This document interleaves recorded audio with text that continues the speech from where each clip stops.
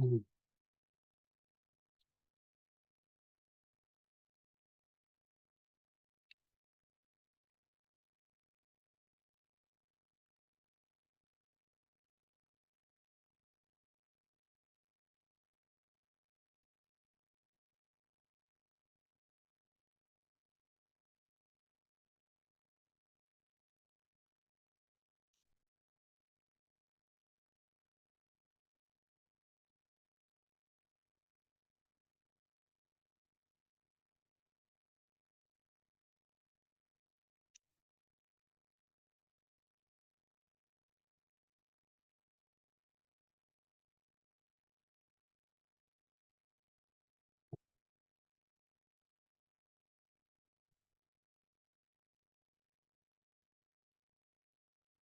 mm.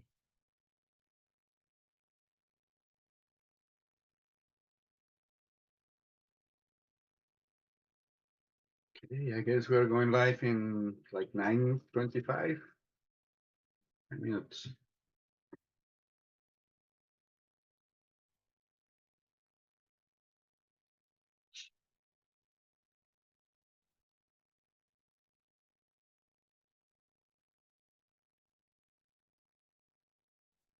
Less than 5 minutes. 2 minutes. I have to share my screen and see.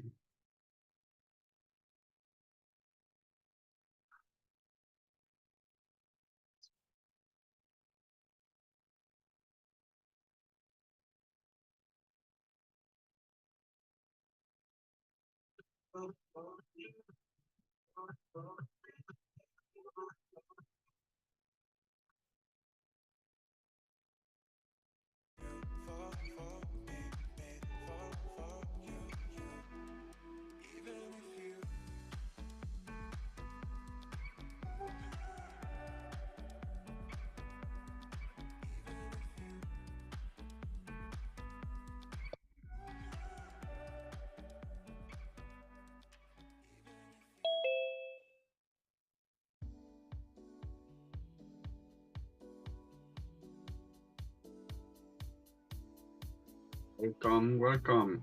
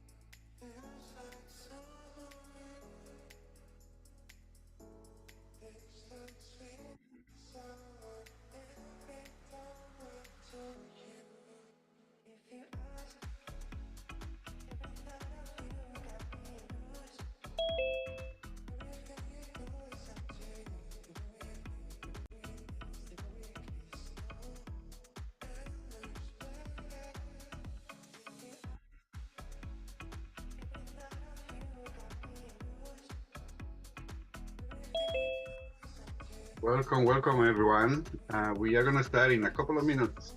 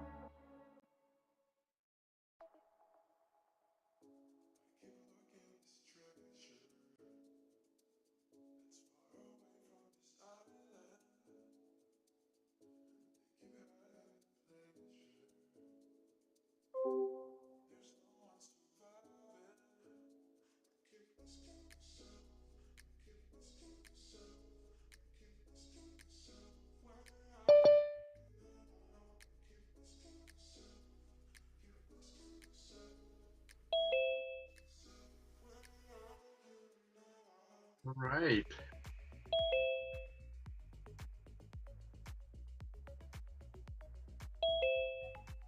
Welcome everyone.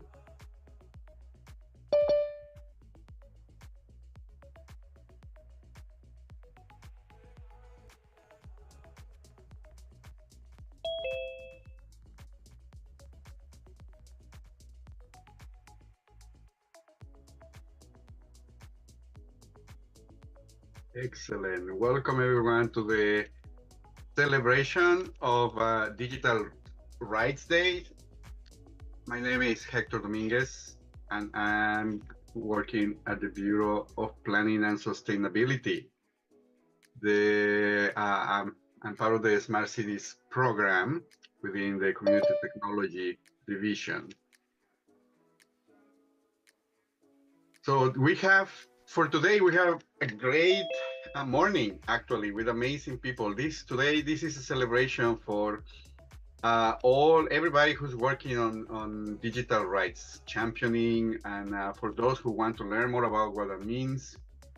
Our world is changing so fast, and technology is definitely one of these main factors that are actually making something completely new for the world.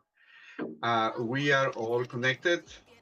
We are all connected, and we need to keep everybody, safe, both in the regular world and the digital world. And digital rights actually help us to achieve that.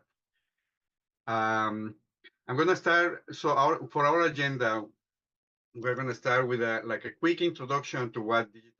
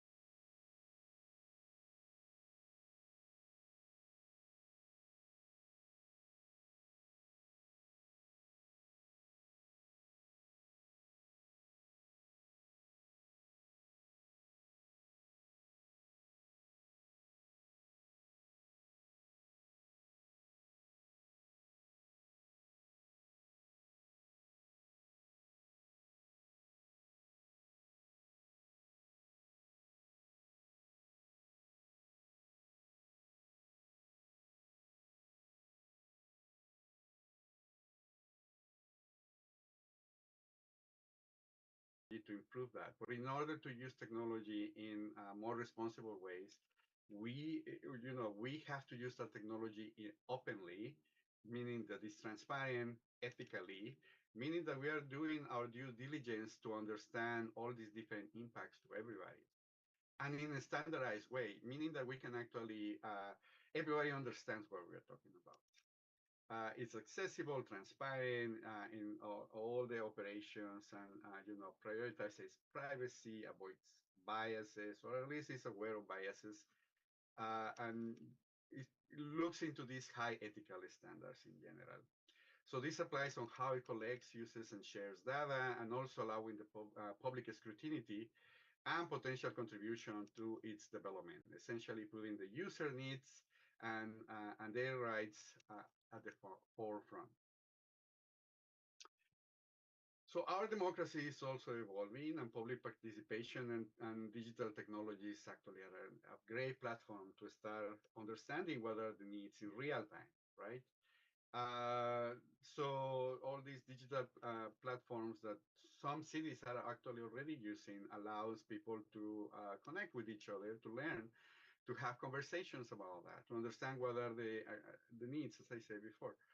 So ensure that people can participate online in democratic processes, in meaningful discussions and conversations, informing people, empowering people at the end. So it's something that technology and the digital transformation can actually enable, and digital rights should be part of that process.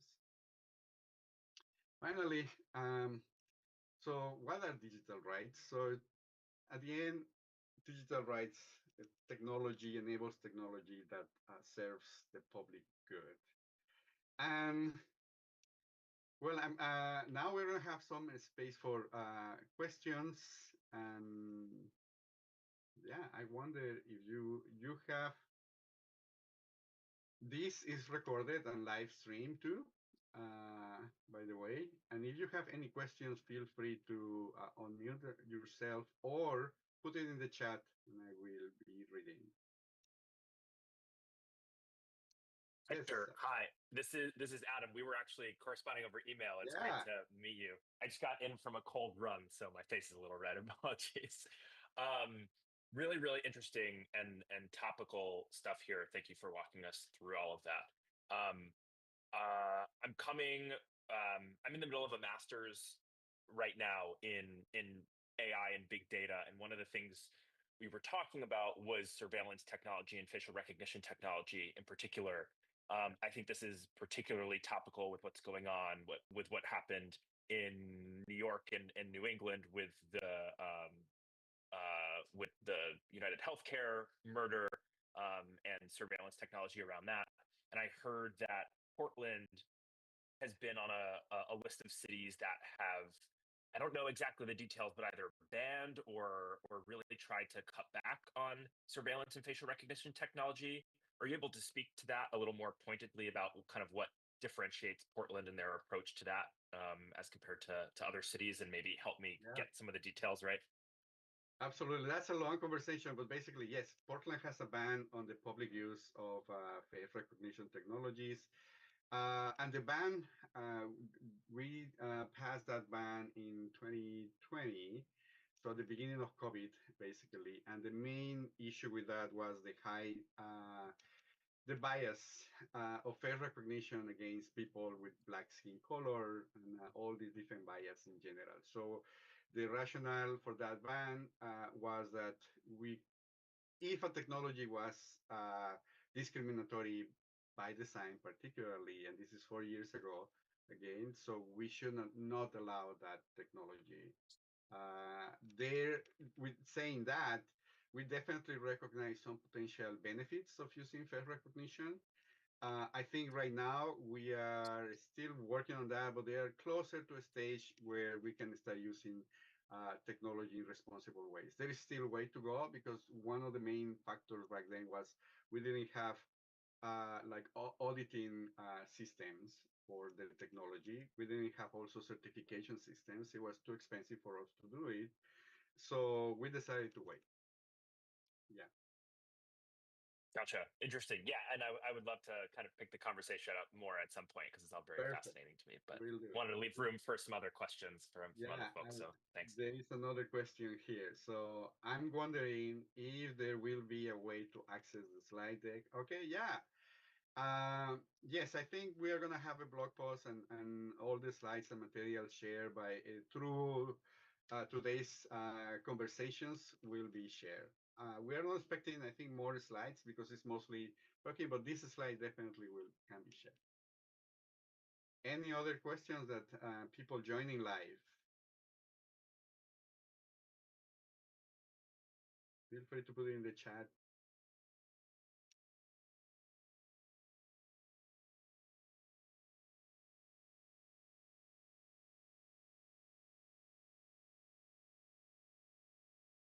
All right. So next question is, what are we giving away when agreeing to privacy agreements? Yeah, thank you for that question. Privacy policies and agreements are such a long documents. Every agreement, every privacy policy is different, and if you have the time, you also sometimes those agreements include language that is not necessarily accessible to everybody. It might be a language that is very with a lot of legal terms. For instance, modern privacy policies and agreements actually describe the whole agreement using plain language. It's not and really specifying what type of data is being collected, how is the data going to be used, by who is going to be used, and then what happens with the data after that. So there is a movement to make better privacy agreements, absolutely, and there are some people that are actually looking into that and concerned about all that. That also includes terms of services for specific systems, and we need to be aware because sometimes agreements are designed or changed in a way that private organizations or enterprises they may be able to use personal data or your likeness, your image, for instance, in ways that you may not feel comfortable. So it's definitely always a conversation, and sometimes also not having or not agreeing to a specific privacy policy, may block you to access some services that you may need. So we need there is a need to keep attention to all these different issues as well. Next question. Does the city have a glossary of terms around these topics like data justice, consent? We don't have an official glossary. We have some definitions in our policies, but it should be actually very useful to have this glossary of terms somewhere so everybody understands what we're talking about.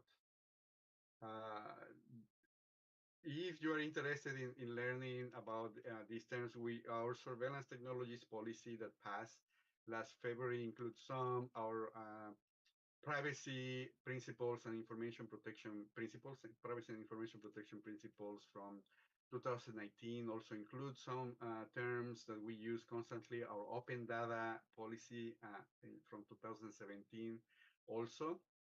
So we refer to those terms as for future policies in general. These can be very difficult topics for citizens to understand. Yes. And that's one of the biggest challenges, actually, literacy. Other examples of how citizens have been supported in understanding their rights and how they have been implemented. Uh, so far, we have in our smart cities program we have done some implemented some specific outreach to communities. My colleague Christy Kendrick and Kevin Martin, they were actually championing our community leads program. That was an excellent approach where we were selecting community leaders and they were defining really engagement approaches to their own communities. based on their own needs and based on their own where they are, right? Through that approach, I believe that was very effective, and we could actually start building that trust that we need with the community in general. It's a process. It's not necessarily straightforward. We have to go through different loops because people, when we are talking about technology, information, privacy, artificial intelligence, some people are actually trying to live day to day. Some people are actually going through health issues, mental health issues, and people experiencing homelessness. Not everybody is at the same place. Some people are more open than others. So yeah, it's a non-linear approach, the one that we are following. All right, so with this, I'm gonna stop and let me introduce the next, the lineup, the agenda that we have for today, which, it's this amazing group of people. The first one, in a few minutes, we are gonna have this, oh, is going. We are gonna start talking about the reduction of the digital divide in Portland and Oregon. And we're gonna have Amy Sample-Ward from NTEN and my colleague Alonso Melendez from our digital divide team having this fireside talk. So they're going to chat among them. It's very casual. We're going to have about every one of these fireside talks. We have to. It's going to be about 20 minutes, and then we are going to have a space for questions. Next, we are going to talk about privacy. Privacy in Oregon. As I mentioned, privacy is an evolving right. And having Pam Dixon from the World Privacy Forum and Kathy Blevins from the Oregon Department of Justice, who's actually in charge of providing literacy and public awareness and so many different things on the consumer privacy front here in Oregon. So they're going to be talking with each other. Both of them are amazing, really. We are very lucky to have them. And then finally, we are going to talk about this topic of artificial intelligence, and we are framing it as the future of policy and justice, but this in general a world with artificial intelligence and digital rights. How does that look like? We have three amazing experts in this field. Dawn Nefus, who's part of the Intel ethics group. She's coordinating and managing that group, and you can imagine all the work. Then Megan Notarte, who's actually the AI Portland meetup grew very, very fast. It includes more than 1,500 members so far, the last time I checked. And it's a very vibrant group and community. They are doing amazing work also on AI, promoting innovation, promoting connections, promoting community here in Portland. And then finally, we are going to have Meg Young, who's joining from Data and Society. So with Meg, we hope to have this more global approach on what's going on with artificial intelligence and connections potentially with surveillance technologies and human rights in general. With that, well, let's wait a few minutes while we do the transition, and thank you everyone for joining. Let's have some music. Do the music. Hope you listen to music now.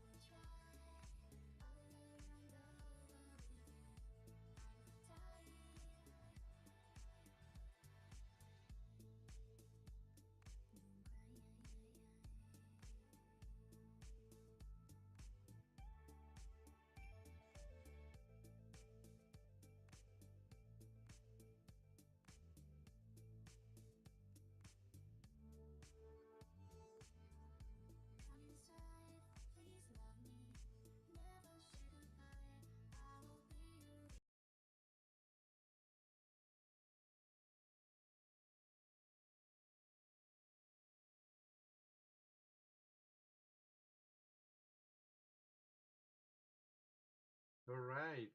Hi, Amy. Alonso. Hi there. The music stopped, so I thought that was the cue. Yeah. Oh, excellent.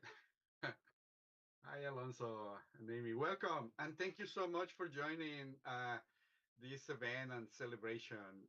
One reason why you're here, and there is a community, a whole community doing digital divide, reducing that gap, working on so many aspects of that. And it's unfair to say that, and apologies for that, but that you are just the representatives of that because there is a lot of more people. Yes.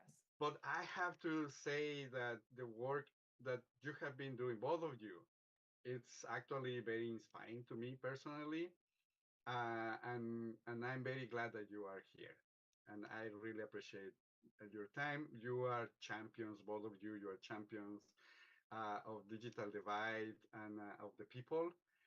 And yeah, let me start with that. Ah, Laquila, you're here. You want to join? Jump in. Yes. Yes, I didn't hear from you, but this is a community space. Yeah, Excellent. yeah, I think that we had some cross-pollination going on with emails, and Alonso reminded me, and I was like, I think you have my other email, so I jumped in. So Very- You are here. That's what matters. I'm so glad you are. All thank right. you. So please, could you add Laquila to the stage? And I let you, please, when you start, can you introduce yourselves? And as an icebreaker, I'm gonna be asking to all the sessions today, what is making you proud of the work that you have been doing this year? And I'm gonna jump in later at the 20 minutes mark, just for the questions. But thank you. All right. I am unmuted, so I'll go first. Hi, everyone. Amy Sample Ward, they, them. I'm the CEO of N10. N10 is a nonprofit organization that does have staff here in Oregon, but our mission is not specific to any geography. We have a global community of folks interested in the equitable and skillful use of technology to make this world better. And digital equity work is, of course, a big part of our mission. And one program example of that is our Digital Inclusion Fellowship, which has had over 120 fellows over the last 10 years, including fellows based in Portland or other parts of Oregon, and really grateful for opportunities always to be in community with Lakita and Alonso. Thank you. I'm so glad both of you are here, and over to you for intros. You wanna stab at it, Alonso?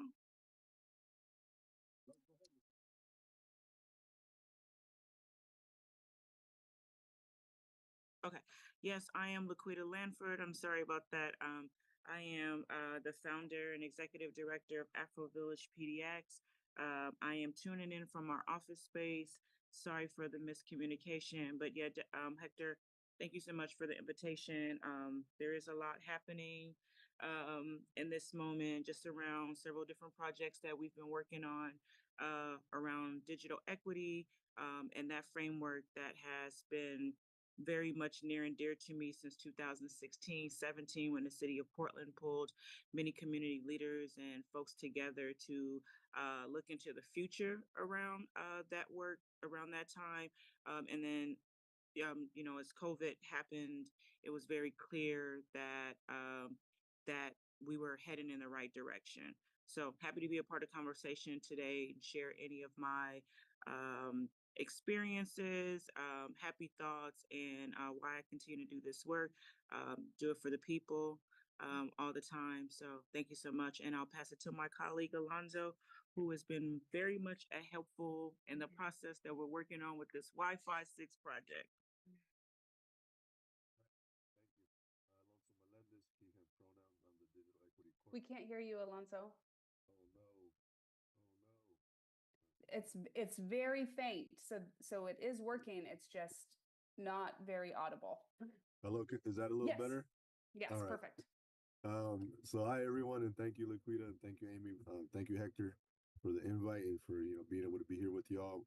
My name is Alonso Melendez, he/him pronouns. I am the Digital Equity Coordinator at the City of Portland, here in the Bureau of Planning and Sustainability. Um, so the question, what makes me proud of the work we've been able to do? I think just some of the connections that I've been able to make, some of the work that I've become familiar with that I didn't know was happening. It's really exciting to meet Amy Ward. I had heard about the digital fellowships. Never got to meet Amy. Got to meet Amy, and just the impact that you've had, like in the Multnomah County Library. With folks like Brian McGurk, who is now over at the Oregon Broadband Office for the state. It's really amazing work. And then Laquita and the work that she's doing out there in Old Town is just amazing. I was really grateful and really proud to be able to just walk around Old Town with Laquita and just kind of see the work that she's doing, see the impact that she's having, see the relationships that she has. And it's not something that I own. It's just something that I could get to see that inspires me. And that's something that I'm proud to be in a circle of people who are doing this work for the people. And I think that's amazing and something that I'm really proud to be a part of it. Laquita, I realize you and I didn't answer the question. So Alonso's really the A+ student here. Do you want to share what's making you proud about 2024? I would say what's making me proud about 2024, like somewhat coming to like full completion of a project that was like really, I mean, I thought that was really like out of my scope of work, and thinking, but the amount of support, and the resources that were available to even have the faith and the audacity of the city of Portland to lend that support, or that proposal to Afro Village, who is a very small up and coming organization, building our capacity as we have gone along, and just proud to have been able to reach and touch so many people, or and be a part of it. Like, it's not about me, it's about like the bigger picture. And then how the resources and the funds, when people were not maybe in touch with digital equity work or digital navigation, that they've had that been able to offer, some space for that opportunity for people to grow their skill sets, if it was on a small or long-term, process. So really proud of that, along with the bumps in the roads of all of that, but just also proud that with the Wi-Fi 6 project, that we actually physically have a node, and we have Afro Village Community Wi-Fi in Old Town. Today, actually, they get off this call, our second node is being transferred over to a second location, which is a up and coming new Black business in Old Town. So looking forward to the future of where this can go in 2025. Um, it's never enough, but yeah, those are some of the things that I'm proud and happy to say coming into this space today, along with the stress. There's a lot of stress, so much stress. And pivoting, right, and things like that. So Amy, thank you for tapping me back in on that question. Of course. And thanks for all the work that you are doing. Thanks for the stress. Thanks for navigating it all. And very similarly, I would say, when we launched the Digital Inclusion Fellowship a decade ago, one of our primary goals was that folks who are fellows, regardless of what job they have after that, or where they go, or what organization they're with, that we are really building up a sea of digital equity champions, folks in every different type of mission or job or role that are committed to addressing digital divides, so that we could really make more of an impact. And just as Alonso said, that kind of big goal for us has really happened, and continues to happen more and more every year, including in 2024. Folks who have been digital inclusion fellows in Oregon, but also across the US, are now in state broadband offices, in municipal digital equity roles, are in philanthropy, are in advocacy work.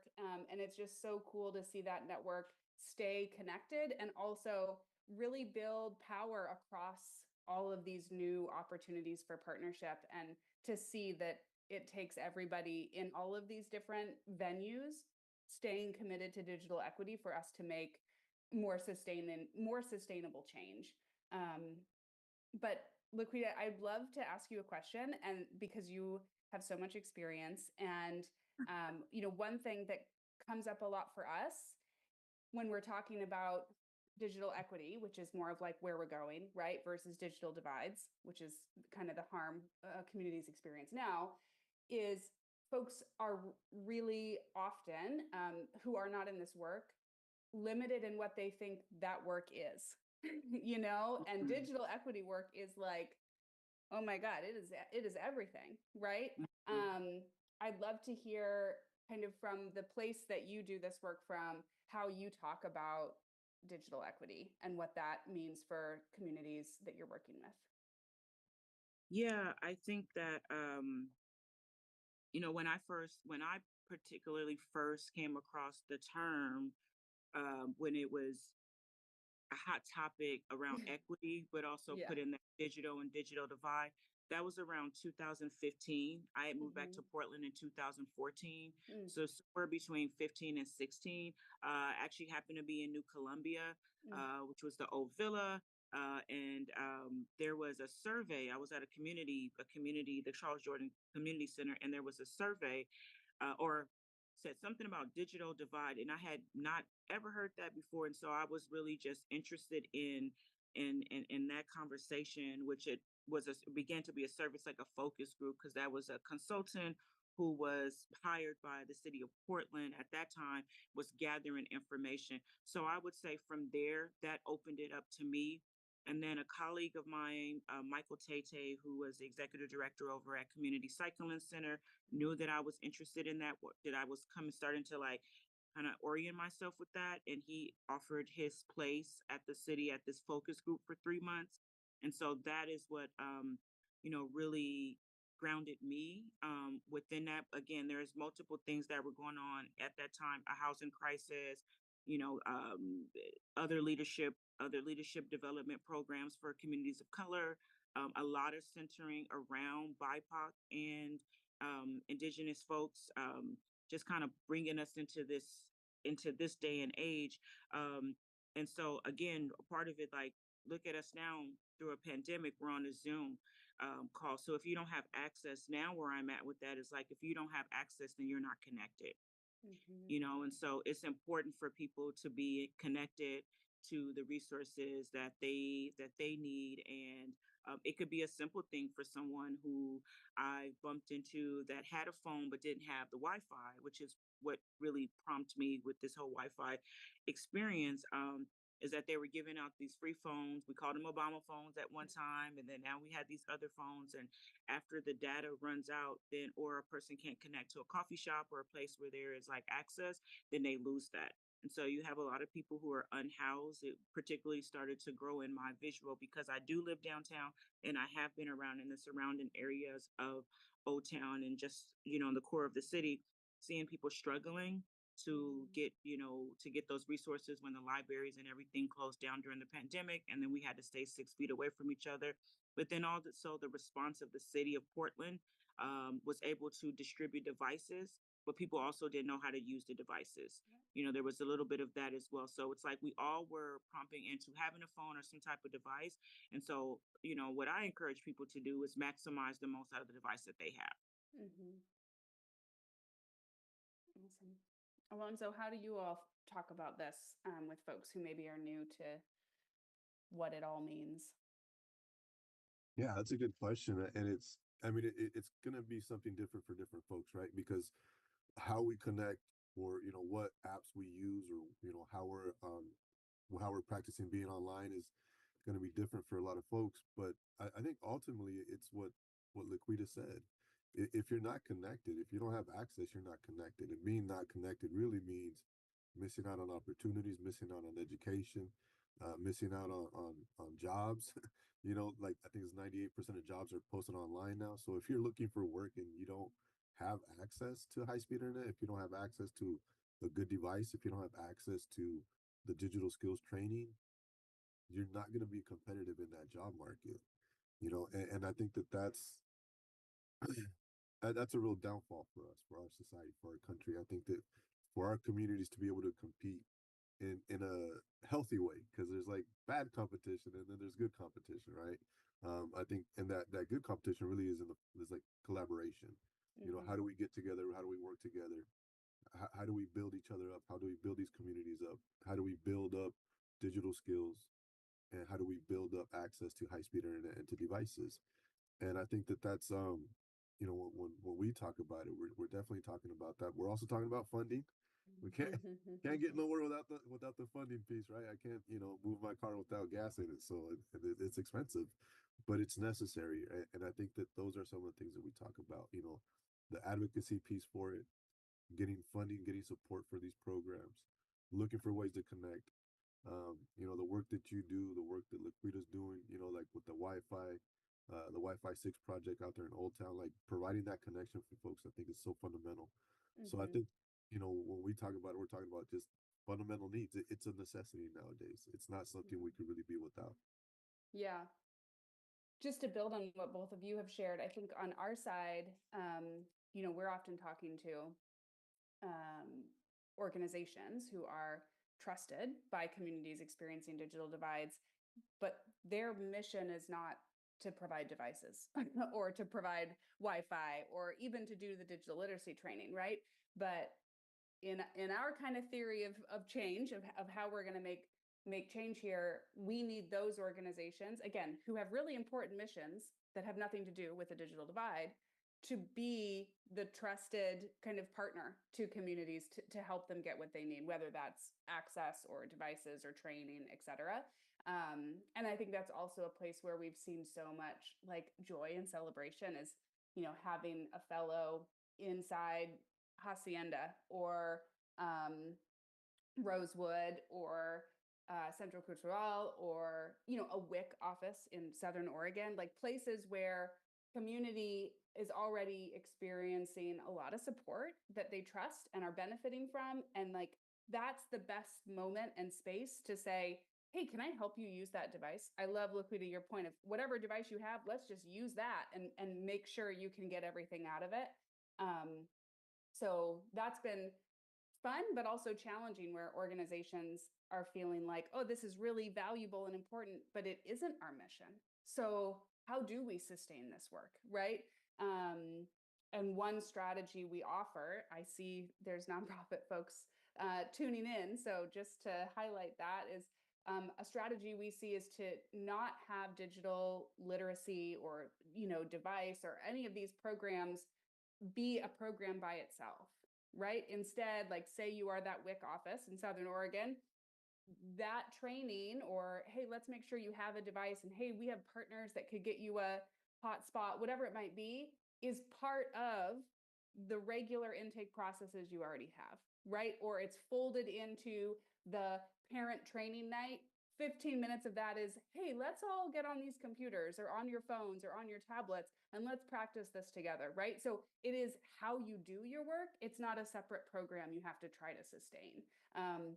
Because Alonso, to your point, then we have opportunity for collaboration and partnerships that don't just end when any specific grant or program ends. These are kind of permanent relationships we can build, and that's going to have better dividends for the community also, not just for us as an organization.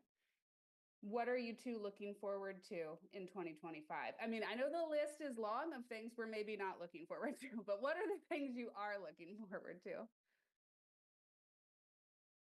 Well, I could say, you know, one of the things we're looking forward to is actually something that you know we got to do together. Well, kind of together, right? Like Yeah. we got this the Conference of Mayors funding, and now like you get to do this, and we just kind of get to watch. It's really great, like on my end. But yeah, the things I'm looking forward to is yeah, like the digital. I'm forgetting the name of it. Digital Fellowship Court. No, digital. The Can you fellows, we can just the say that. digital fellows, but it's like different now, right? Because now you're going to do Yeah. like 2 years of support, Yeah. right? It's a bigger program.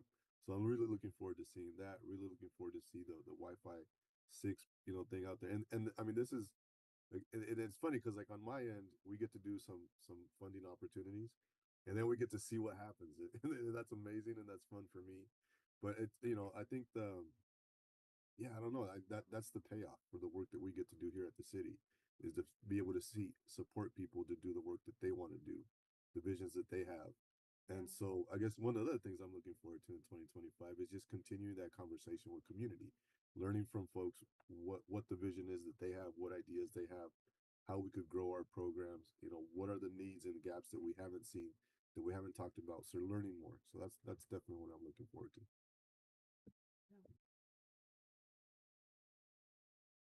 Laquita, what you got? Yeah, so I'm looking forward to, as we, you've heard us say a couple of times about the Wi-Fi 6 project. It was a federal call from the ARPA grant in 2023. And so again, it was to create this, there was a couple components to it. There was some language that was very technical to it. What I had been following prior to that is like what had happened on the ground in Philadelphia and in DC, and in other communities in New York, as far as like what they call like a mesh net, like creating this like web so people can have access. Um, and again, a lot that comes into it. It's one thing when you see all like the already the end user to it, then you see what's happening behind the scenes. And this has been like a literally like a Rubik's cube, of like, Rubik's cubes are hard sometimes, to put back together. Um, but I'm looking forward to, as we had, a little bit of pivot, a lot of some changes and reworking some things, and different type of partnerships. And really, as what we presented, or what we had proposed, may have not been fully what we have been able to have the opportunity to experience fully. But now that we get to like certain components that I do know, I'm aware of now, I'm excited that I get to, you know, um, look forward to the future and growing this network, and working with the company and organizations that I had not worked with before, and to creating, a sound like, we had an opportunity in there for a pilot project for workforce development. We had created a curriculum, so activating those things more clearly, as we navigate, the system itself. Um, but also like, yeah, I think we'll all see. I think for me, it's also taking a little bit of a break to just process and reevaluate things, because we've been, since 2020, we've been having to go, and we've gotten these funding opportunities, and some of them will not come back around. And so how we, with the funding, get our new government structure, which is going to be, a lot of different moving parts, in the beginning of the year, for those folks to be present as we're asking and advocating for more funding for these digital pilot that were all pilots. Majority of them were pilots, as you mentioned, Amy. It was, how do we fold that into the work where it doesn't be a secondary thing for that mom who's a single mom who needs a computer for the kid, because when COVID happened, everyone had to stay at home and those kids were not prepared. Or how is it for the elder that is in their 60s that don't often use the computer but needs to make a doctor's appointment and then check their my charts, right? So it's some of those, some of those operational components that, it takes a lot to like to build those, to put these spider webs, these folks out here in community, to actually really help the people that we are serving. So just fine tuning, I guess what I'm saying, looking for more dollars to extend on this, because there was positions that were created in the budget, and now those positions won't be funded. And so that part of the money is going to be gone for the responsibility of myself and others who have been on the team. So just looking at how to be strategic, moving forward, with those aspects of things. Awesome. And it looks like there was a question about some of the kind of partners and contributors to your work. I don't know if you want to share more about collaborations, or, how those partnerships have grown. Yeah, so we started the conversation with Juan, executive director over at Free Geek. really encouraged the process. And they had a component in the early stages of it, along with Personal Telcos, a local company who had put together ISPs before and had a different direction and a different phase. We've also been working with Project Lido, which is not a, they do Lego robotics, but they play with a lot of youth. So the fact that they are on the wave of in the STEM component is why I chose to work with them, because they're working with younger people who can help us figure out some of these like networking issues. Many community members we've had a lot of meetings with different folks. Street Roots is one of our partners, is where the hub is at. So they moved into a new building. They when I brought this to Kaya, their former director, she was really excited because we had some cross pollination here in Old Town. So now that the new building is up and they're figuring out their things, we've had about 1,000 people, and with some glitches, I would say over 500 people that have connected to the Wi-Fi without any like big things going on. So whether that has been indoors or outdoors, so I'm really looking forward to figuring out the kinks when we move it over to the coffee shop to really actually create that new space. We were talking to community Central City Concern in Old Town. A lot of it was like the buildings, and then when buildings started to close down in Old Town, and a lot of stuff had changed. So really was knocking at a lot of doors, uh, and getting a lot of no's or no responses. And so I'm just really happy with where we could at least start at. Like that has been like the biggest. We have a logo for it, all sorts of stuff. Also want to protect people's information. And that was a little people being a little leery, like, oh, this is an open this, and I don't really know much about that. So we hope to grow this across the city and be a bridge for any organization that is looking to expand some sort of Wi-Fi or wireless network engineering in their community as well. So I look at it also as a revitalization component.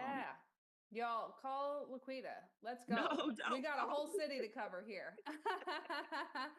Well, I'm so grateful to both of you and to be kind of in this giant work together. yeah. Well, thank you so much. This is Hector Dominguez, City of Portland. And thank you so much, everyone. Amy, Alonso, Laquida, for all the work that you're doing. Laquida, that was amazing. I know it's hard. It is challenging. The budgets right now are like we See need my to budget. that. There we go. We got spreadsheets. I like that tactic. I'm going to print it out. Yeah. Awesome. So the work on the ground and champions like you is the one that counts at the end. And Thank you, Hector. Thank you, yeah, Hector. thank you. So no, I'm here just opening the space, but it's you who need to be celebrated here. Yeah, thank you so much for joining the first Mhm. session. We did with Close Up the first session of this morning, and we are going to start getting ready for the second one on privacy. Privacy as an evolving right, and how privacy is being implemented here in Oregon. And I'm going to start getting the gears ready. Uh, yeah, Dr. Kathy Blevins is here, and Pam Dixon. It's also here. There they. Uh, yeah, and well, let's wait a little bit to the 30 minutes mark, and I'm gonna just have some music and for the transition, and then we start. Let me just share the screen here. This one. Share. Let's get the music going. Ooh, ooh. There we go.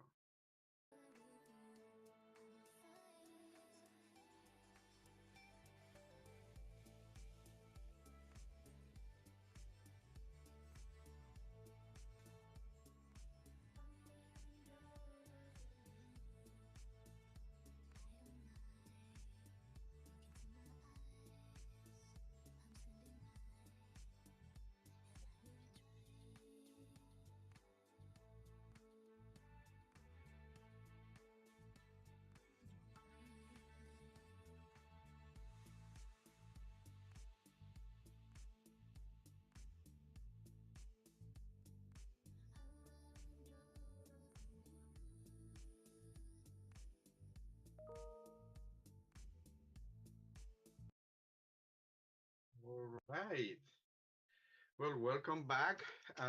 Welcome to the celebration of the Digital Rights Day, the Global Digital Rights Day here in the city of Portland, in Oregon. And we are going to have our next session we're going to be talking about privacy with Dr. Kathy Blevins from the Oregon Department of Justice and Pam Dixon from the World Privacy Forum.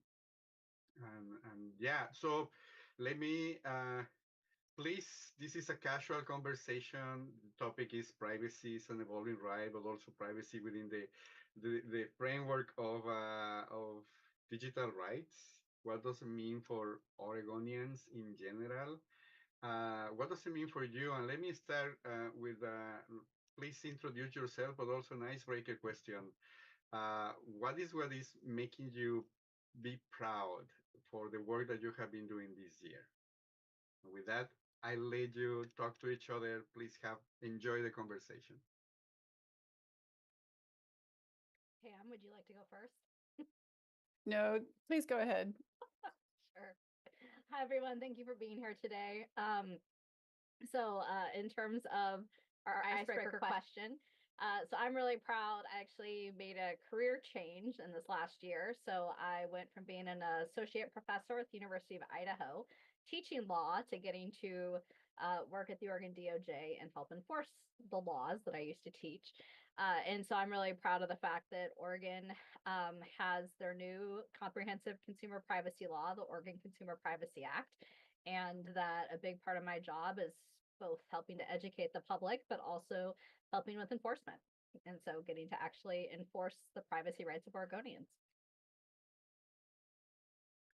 Katie, that sounds fabulous. I totally get you. I still lecture for CMU, Carnegie Mellon, and I love it. I don't think I can ever quit teaching completely, but there's a real difference between teaching and then actually being in the trenches. And I really love being in the trenches. I really understand your pride in that. Congratulations on that shift. So I think a lot of people here probably don't know me. I know Hector. I moved to Portland, Oregon in 2016 from India, where I had just completed about 10 years of work on what is called the Aadhaar biometric ID system there. It's the largest biometric ID system in the world, and I researched it and wrote about it. I wanted to change it. I did. It was great. It was a group effort, though. But the World Privacy Forum, we're a public interest research group. We focus on privacy and data governance in highly complex ecosystems. So we do a lot of work in AI, in digital identity and other forms of identity. If there's something complicated around privacy, that's what we like to look at. So, and we do work nationally, and we do work also internationally quite a bit. So I was thinking about the question that kind of Hector seated us with, and there's really 4 things I just want to mention. I'll be just really brief. So earlier this year, I was in Mongolia to work, and I was there to do a whole lot of training around artificial intelligence and privacy and how AI changes privacy and what we need to be doing right now to make sure that the future generations and the very near generations still have privacy because we can expect big changes coming up. So while I was there, I talked with the National Academy of Sciences in Mongolia and worked with the Human Rights Commission there. And it was just really like, if you can think of a dream job of getting something really meaningful done, that would be the definition of it. So that was really wonderful. And Mongolia right now is undergoing what is called their UN review. So it's a really important time for this very fragile democracy. So, they're doing great work there. The other thing was in February and March of this year, I was in Rwanda to teach actually for CMU Africa. And the course was on identity ecosystems. And we all know what happened in Rwanda, the genocide there. That genocide was based on the misuse of identity in large part. So it was absolutely astonishing and just really like one of those out-of-body experiences. I co-presented with the current identity authority of Rwanda, whose name is Dr. Josephine Mukesha. And to see how far this country has come, and to see how, not only how far they've come, but how they're now leading in the digital identity space with privacy is just really rewarding. So that was a really high point, just to see that we can make progress. It does happen. It can happen. So it was very encouraging. And then this year in June, there was a 4-year research project that we finally published. It is really the most comprehensive global data set of research around data protection regulation around the world. It took so long. We thought it would take about 4 or 5 months of desktop work. It did not. It took four full years, but it was a very complex project, and it's online, and you can use it right now. A lot of researchers use that database, and we're in the process of building out maps for all of that, so it's a little more accessible visually. And then finally, this year, I'm so proud that the World Privacy Forum is one of the very few US NGOs to be accepted into the NIST AI Safety Institute Consortium. So I'm a principal investigator there, and we're researching AI and synthetic content and privacy, and it's really cutting edge work. And we're just so proud and happy to be part of that, because this is our future, and we want to make sure that we're doing that work. So that's it. That's fabulous. And I love hearing all of the international efforts. For those of you who are less familiar with kind of privacy in this space, one of the really kind of interesting facets of privacy to me is that it's probably even more so than copyright, because it's so personal, incredibly international in nature. So when we talk about like privacy protections and privacy rights, it's really difficult because, all countries have their own sovereignty that they use to make decisions around privacy. But at the same time, your privacy doesn't just stay, your data doesn't just stay in one place because of the way of personal data and generative AI, and really just the structure of internet. Like, your data goes everywhere. And so it's really fascinating that, we kind of have to use the resources we have, which are often regional and geographic laws. But at the same time, like, your data doesn't stay in those boundaries, and you can't really control that either. And so privacy is just so important to think about as an international concept. So I love that the World Privacy Forum, I love your focus, Pam, on being able to go out and do that work on an international place, which really helps all of us, even if it's not like as Oregon specific. That's also really important too, and part of this bigger conversation. Yeah, you're exactly right. There's a long tail of modern privacy, but I think we're in a very interesting part of it right now. So basically, because the ecosystems, the data that travels is tangled up with each other in so many ways, it's very difficult to disentangle it. So for example, if you purchase something online, your data can end up in multiple countries, and entities within those countries can keep it. And then, what law applies? Well, it depends. Depends on a lot. And these countries really are out of the reach of Oregon jurisdiction. And Oregon, to my knowledge, does not have extraterritorial laws that apply outside of Oregon. Katie, you'll have to correct me if I'm incorrect. But one of the things that's happened in privacy that's a really big kind of earthquake that happened is that in 1995, there was a law passed, or directive passed, in the European Union called the Data Privacy Directive. Well, that went on for about 25 years, and it only applied to Europe. But in 2018, the new law that was built on top of that, the General Data Protection Regulation, or GDPR, was an earth-shattering, like globe-changing privacy law. So this particular law, GDPR, does have extraterritorial applicability, which means it doesn't matter where you live, you're going to have to comply with their law. So because of the trade implications, what happened is that now more than 166 countries have either passed GDPR like full copy paste, or something very, very similar, in order to have like equivalency so they can trade with Europe.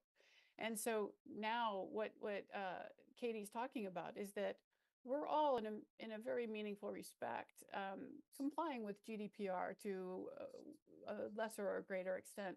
However, the complicating factor is that the US is one of the only major national industrial nations that's never passed anything like the GDPR. So, yeah. No, yeah. So it's a difficult landscape. Yeah, so it's interesting because the US, as Pam was referencing, is in many ways, and this is my personal opinion, quite behind on privacy protections for its citizens as a comprehensive thing. The states have kind of filled in the gaps there. So about 17 states, 18 states, depending on your definition, have passed consumer privacy laws that are like I would say GDPR light, just because we don't always have the enforcement authority, but are based on a lot of the same concepts. So Oregon was one of the first like 6 states to have their law go online. So our law just went online on July 1st, 2024. And it's interesting in that like we don't have enforcement authority outside of Oregon, but we do enforcement authority with foreign companies that do business in Oregon. So if a company meets our threshold of how much essentially data they have on Oregonians, it doesn't matter where they're at. So that's really helpful because we've been doing enforcement with international companies who hold a lot of Oregonians' data. And so that's really nice that we have that option, even though it's obviously not a perfect system. Like I think ideally those of us who do privacy work would love to have like a global privacy agreement that was incredibly like impactful, but that's not geopolitically ever going to happen. And so we're making some really good strides with what's really possible, I think. Yeah, the state level privacy legislation is extremely important. We're all very fortunate that Oregon has one. There are some carve outs in the law that I don't like very much. I don't think Katie will be surprised to hear that. But however, that happens in all laws. You're never going to get anything perfect. I like to use the 80-20 rule. If you can get 80%, okay, we can go with that. You're just never going to get 100% with any law anywhere, unless it's like a horrifying dictatorship, and we don't want that. You know, the interesting thing right now about privacy is that we're really situated on the brink of very significant changes, because most privacy protections today and privacy rights today that we have are predicated on individual rights, or rights that, you know, fall to us. So we have the right to opt out, or we have the right to privacy in our medical records because of the federal HIPAA law, et cetera. But with artificial intelligence and deep learning processes, deep machine learning processes, what happens is that a lot of data can be de-identified very handily. And all of a sudden you're dealing with your data, but it's not personal anymore according to the definition of the law. So one of the big issues that we're working through right now and trying to solve for is what happens when, due to the processes involved with AI, what happens when we primarily have non-personal data to which our laws do not ascribe rights? This is a very thorny problem, and we're working on it. I'd be interested to hear your thoughts about that one, Katie. Yeah, I will say one of the ways we've kind of been conceptualizing this idea of companies taking personal data and then de-identifying it is a lot of the laws have fairly narrow definitions when we talk about if data is de-identified, which means it can't be linked to you as an individual anymore. If it's re-identified, or if there are like really in-depth inferences that are made about you based off that de-identified data, it doesn't count as de-identified anymore by our legal definitions and our interpretations. So a lot of these companies, just because they claim the data is de-identified, if they then use it to profile you, that is no longer de-identified data, right? Like they're using it to re-identify and make assumptions about you in very interesting ways. We also have a lot of the state laws have aspects around consent and what we call secondary purpose, where like you as a consumer might consent for like the services rendered, right? Like the things that you're expecting the website to do as part of you providing them your personal data. But if they're going to take your personal data and use it for something else, like say AI, they need to be getting your consent, and it needs to be an affirmative consent, not just them passively changing the terms of service and not telling you. Like there has to be something where you opt into that. And so this is all relatively new just because the state laws are so new, but those are some of the conversations we're having is thinking about issues around consent and this different purpose usage to try to get at some of these really big problems with AI and your personal data. And again, as you put it, it's not perfect, but it's something that regulators are really thinking about. Yeah, the Consumer Financial Protection Bureau, or CFPB, I don't know how many people know that entity, but they're doing amazing work on the Fair Credit Reporting Act, data brokers, fair lending, medical debt fairness, and a lot of very significant digital justice issues. Just this week, they launched a new proposed rulemaking that would rein in data brokers from using data just in these ways that we've been talking about. It's really the most significant rulemaking we've ever seen on this. Now, rulemakings tend to take a very long time. It'll be more than a year. So, we'll have to wait and see how it all turns out. But it's a very significant step forward. And it's a beautiful proposal. Basically, what it would mean is, we've complained for years about what we call pseudo credit scores. You can use data that is not regulated under any law in the United States other than something very general. And because AI is so advanced now, you can literally create a credit score, but that it's an unregulated credit score. In other words, your purchases, some of the other patterns in your life can be used in a predictive way to say, okay, if we were pulling a credit score on this person, it might be a 600 or a 700 or an 800. Even though those aren't regulated under the new proposal from the CFPB, they would be. Those would be, if basically the proposal is, if the data is being used to profile you in a way that impacts your finances meaningfully, then it's going to be regulated under the Fair Credit Reporting Act. We're expanding the definition. So this expansion of definitions is a little technical, but it's super important and will allow us to have protections in the world that we're moving into. Absolutely. And it's really difficult for the average consumer to think about all this stuff, which is fine. It's really complex technical stuff. One of the stats I used to love to tell my students when we talk about data brokers, which are these companies that sell and buy and sell massive amounts of consumer data behind the scenes, most of us don't know the names of these companies because we don't deal with them directly, right? So if you use social media, how does social media stay alive and stay afloat? Well, they sell your data to these data brokers. And so that's kind of the mechanism. I used to tell my students, you are the product, right? Like your data is the product. But a data broker for an average consumer, an average American, they have 3,000 points of data on you. And so this isn't just, like I'll use me as an example, like a Caucasian woman in her 40s who lives in Portland, Oregon. It's 3,000 pieces of data. It's my shoe size. It's my, reading habits. It's really pretty in depth. And so when we talk about this, we're not talking about just basic demographics that these data brokers and these other companies have. We're talking about very complete profiles. And they don't really care that I'm Katie Blevins, but they do care about my buying, my spending habits, my choices. And I don't have as much control over that as I would like in terms of who gets to know that about me. And so that's what some of the work of like the CFPB is doing, is trying to kind of rein some of that in so that not just consumers are more aware, but that there's more regulation, which I think is honestly something a lot of privacy professionals tend to aim for. We talk a lot about big government, but at the same time, there's been so little regulation of privacy in the US that this has essentially just been unchecked for decades. Yeah, it has been unchecked.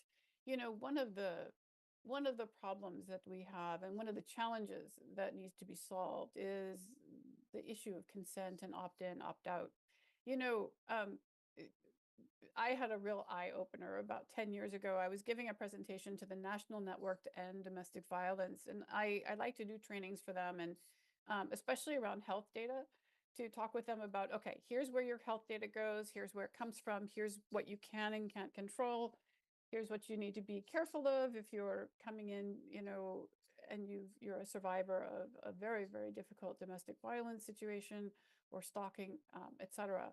So one of the things I learned is that at the time, we had what's called a data broker opt-out list. And we did all this research and put all these links up that people could opt out of. It was really helpful. But we had several trainers inform us that they took about a week to actually walk survivors through just about the top 25 opt-outs. And that was like, oh, it was a real moment of awakening. And so I actually did a lot of field research to figure out, okay, how can we make it easier? How can we do anything? And obviously this was what has led to a lot of policy work about having a centralized opt-out mechanism. It would be great if everyone had that. Oregon is in a situation now where it is having more of that. But the thing is that even with the new laws around opting out of data brokers and having a registry, the challenge is that most people don't know about them. And there are people who may be homeless or people who simply don't have computers and aren't in this conversation who don't know that they have the right to do that. It's a really big kind of uphill battle. So the question becomes, okay, how can we make sure that everyone's safe without making everyone go and spend a week opting out or go to an opt-out site? And I don't have the answer to that question, but it's an open question. And I was listening in on the early conversations. There's a lot of great people who are in Portland. It would be wonderful to try to solve that problem and see how more people could learn about what privacy rights they have.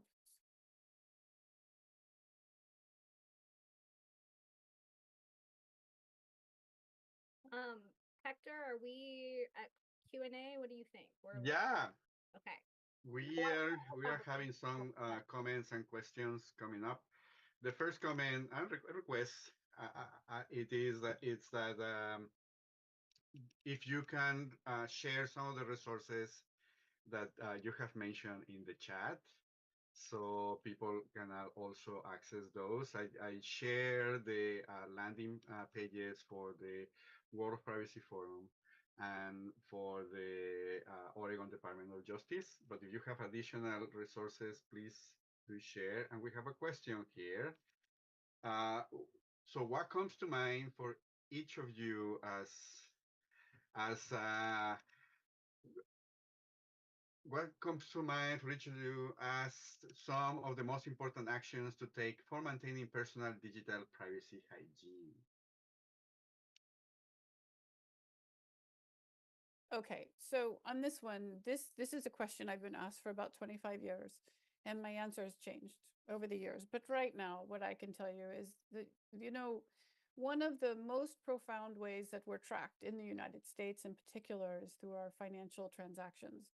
So if you can use a digital wallet that helps mask some of your daily interactions, that would be really helpful. The digital wallets are now, for the most part, regulated under the Fair Credit Reporting Act. So you do have protections there in the real big ones. So for example, it is rare. I mean, wherever I go, I will work to use either Apple Cash or Apple Pay or another digital wallet. And the reason I do this is because it does obfuscate your financial transactions to a really good degree. So for example, people who have used Apple Pay or another digital wallet, similarly situated, they tend not to get breach notifications because they can't be identified in the financial transactions. The credit card numbers don't show.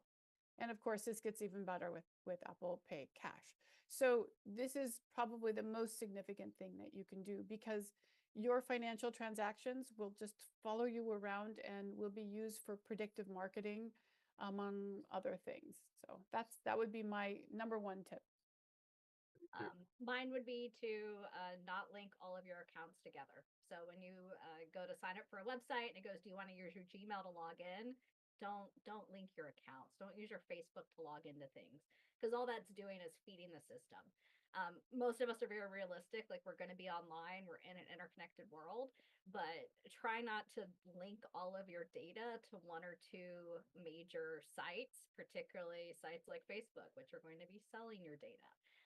And so it's a nice approach is to just think about delisting. And if you love smart assistants, maybe buy smart assistants from different companies. Don't have them all integrated together. So if you want to have a smart thermostat, a smart doorbell, like buy them from different places, from different companies. Think about local storage versus some of the cloud storage options, depending. So there's some just kind of like low scale things you can do, both digital wallets and not linking accounts, which really does help some of the super aggressive kind of data sharing that happens. You know, the identity piece here is very significant. So there's a in California, there's a law that vendors or anyone who you're purchasing anything from, except for gas stations, does not have the legal right to ask you for a zip code. And this is called the Beverly Song Act. And the reason that this was put in place is because you only need a zip code and a credit card number to fully identify a person. And there's an attorney named Gene Stonebarger who's done I don't know how many lawsuits at this point under this act, and you can read all the you can read all the documents related to these, and you can find out quite a bit about how much can be identified from just the smallest pieces of data when they're linked to a credit card. So we think of our identity, especially in the United States, as our passport or driver's license. But just remember that, what makes us us can be inferred from very minute traces of information. And it's not possible to be fully de-identified in our world today. But what you can do, as Katie was suggesting, is you kind of throw roadblocks in the way by not using the same providers across every single thing. It really helps a lot. Yeah.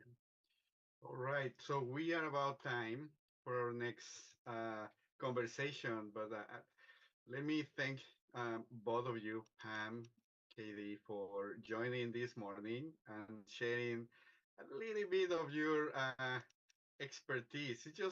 It's amazing to me, all the different layers that this conversation has. And obviously 20 minutes, it's nothing for that. But saying that, the important thing is the appreciation, I think, to the work that you both are doing, that all the teams behind you are doing too, for making like privacy a real implemented right in a very evolving and fast evolving environment.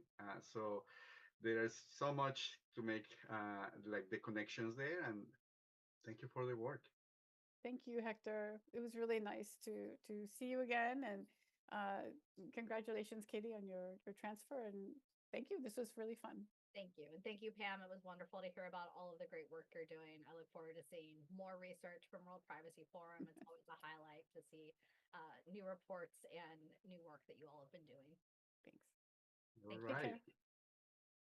Bye for now. And then for our next stage, before going to the panel, let me share, we got a quick video from Senator Jeff Merkley about digital rights. And I have to mention too that the live stream and some of the production support is being done by OpenSignal. OpenSignal is this Portland-based community organization who are also, or the whole team, they are also champions on digital rights and supporters to a lot of the work that we are doing as well. So can we share the video?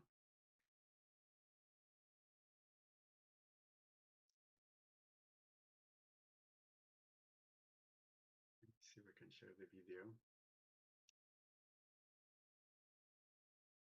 We do it on our site.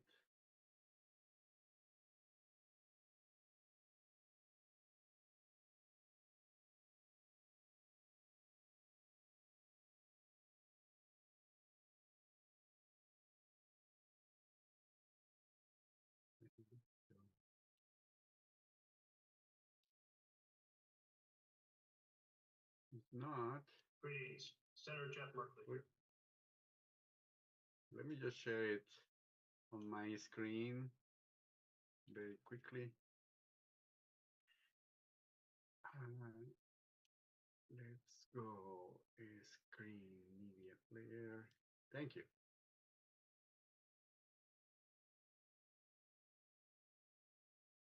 Right. Greetings, Senator Jeff Merkley here. Eleanor Roosevelt said, "The future must see the broadening of human rights throughout the world." That vision is what International Digital Rights Day is all about. With our everyday lives broadening into the digital world and the digital world broadening into our everyday lives, digital rights are now human rights, and Portland has been leading the way.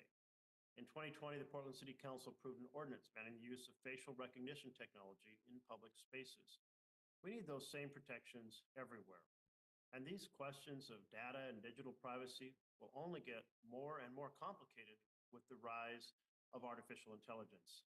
That's why I support Senator Wyden's Algorithmic Accountability Act to protect folks from AI decisions about their credit, housing, and other vital areas of life. As co-chair of the Congressional Executive Commission on China, I've seen what happens when digital rights are violated. The Chinese government tracking their own citizens through facial recognition and controlling what their citizens can see, say, and share online. We don't want the federal government building a national surveillance state here in the United States of America because we value our privacy and we value our freedom. So I've introduced bipartisan legislation to stop the TSA from expanding its use of facial recognition and implement safeguards to protect our privacy. Nor do we want huge corporations tracking our every move and selling our data without our consent. So I've introduced legislation to require companies to collect car data to get our permission before sharing or selling it. Eleanor Roosevelt said, "The future must see the broadening of human rights throughout the world." I'm proud that Portland is leading us into a better future of digital rights.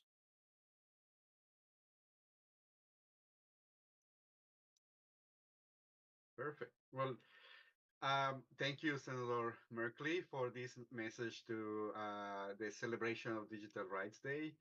I really believe that Senator Merkley and Senator Wyden are champions of digital rights and really represent a lot of the needs and feelings that Oregonians have. With that said, let me jump into the next conversation with all of them friends, amazing women doing like championing digital rights again. And this conversation is on AI. This is the big piece. And please, can we put together Dawn Neyfus and Megan Notarte and Meg Young? So we are on the same screen in the live stream. So we are getting there. And then with that,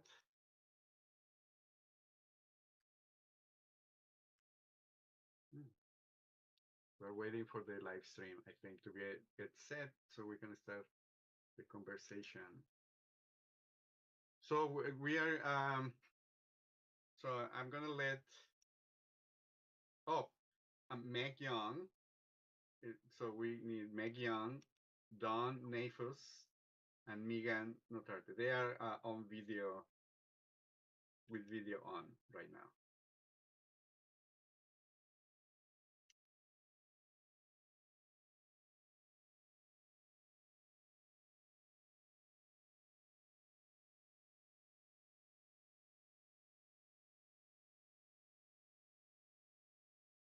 So we are getting everybody in the same screen, on the same screen.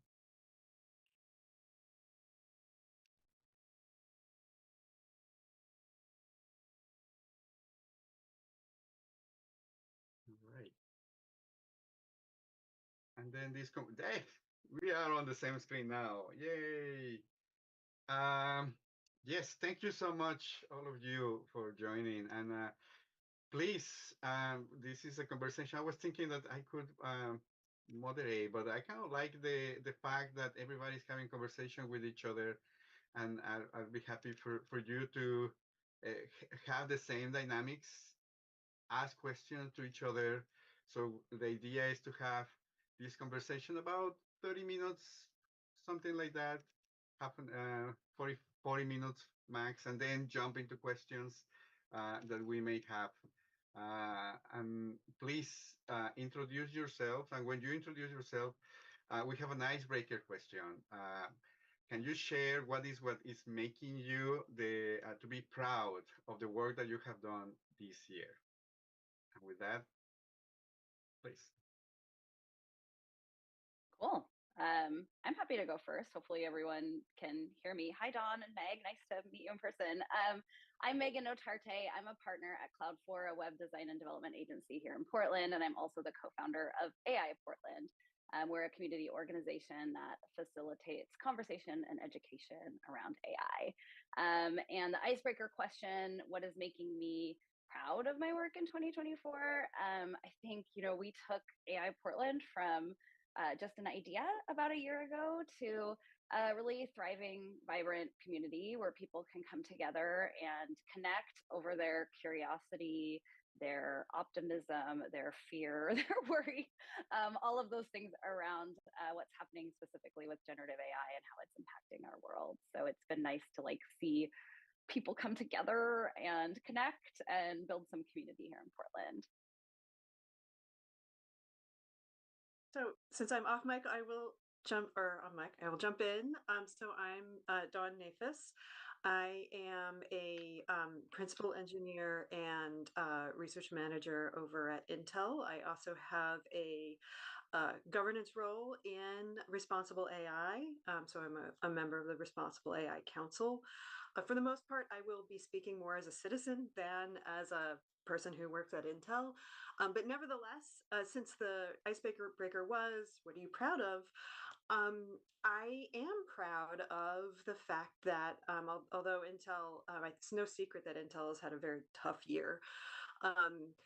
One of our bright spots is, our responsible AI process and the way that we govern what gets out the door has been put to the stress test, right? We've got all this generative AI stuff burst onto the scene, and we had to figure out, how do we deal with this? How do we address it? And I'm really proud that we steered through. But I will stick in a second one, which is, as a citizen, I'm actually really most proud of Ector and all of the work that Ector does right here in Portland to do the kinds of citizen engagement that I, as a Portlander, want to see, right?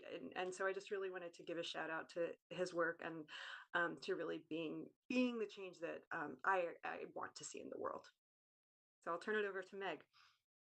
Thanks, Dawn. It's wonderful to be here. And I want to agree with you on Ector's work being so exemplary. I'm a senior researcher at the Data and Society Research Institute and new project director of our Algorithmic Impact Methods Lab, where we're thinking about how do you identify what could go wrong with AI before it's deployed at scale, and how do you put communities in the driver's seat of identifying what could go wrong and asking the right questions so that those could be mitigated in time. And we just invited Ector to come speak to us about community engagement and thinking about procurement in cities because of his leadership across the entire country in this space. So it's such a delight to be able to connect more with Portland as well after asking him to come connect with us. And what I'm proud of this year is we were working with the city of San Jose on a process to build stronger relationships between the city and community-based organizations. And we developed a method that is supposed to be a type of algorithmic impact assessment that we're calling impact engagement.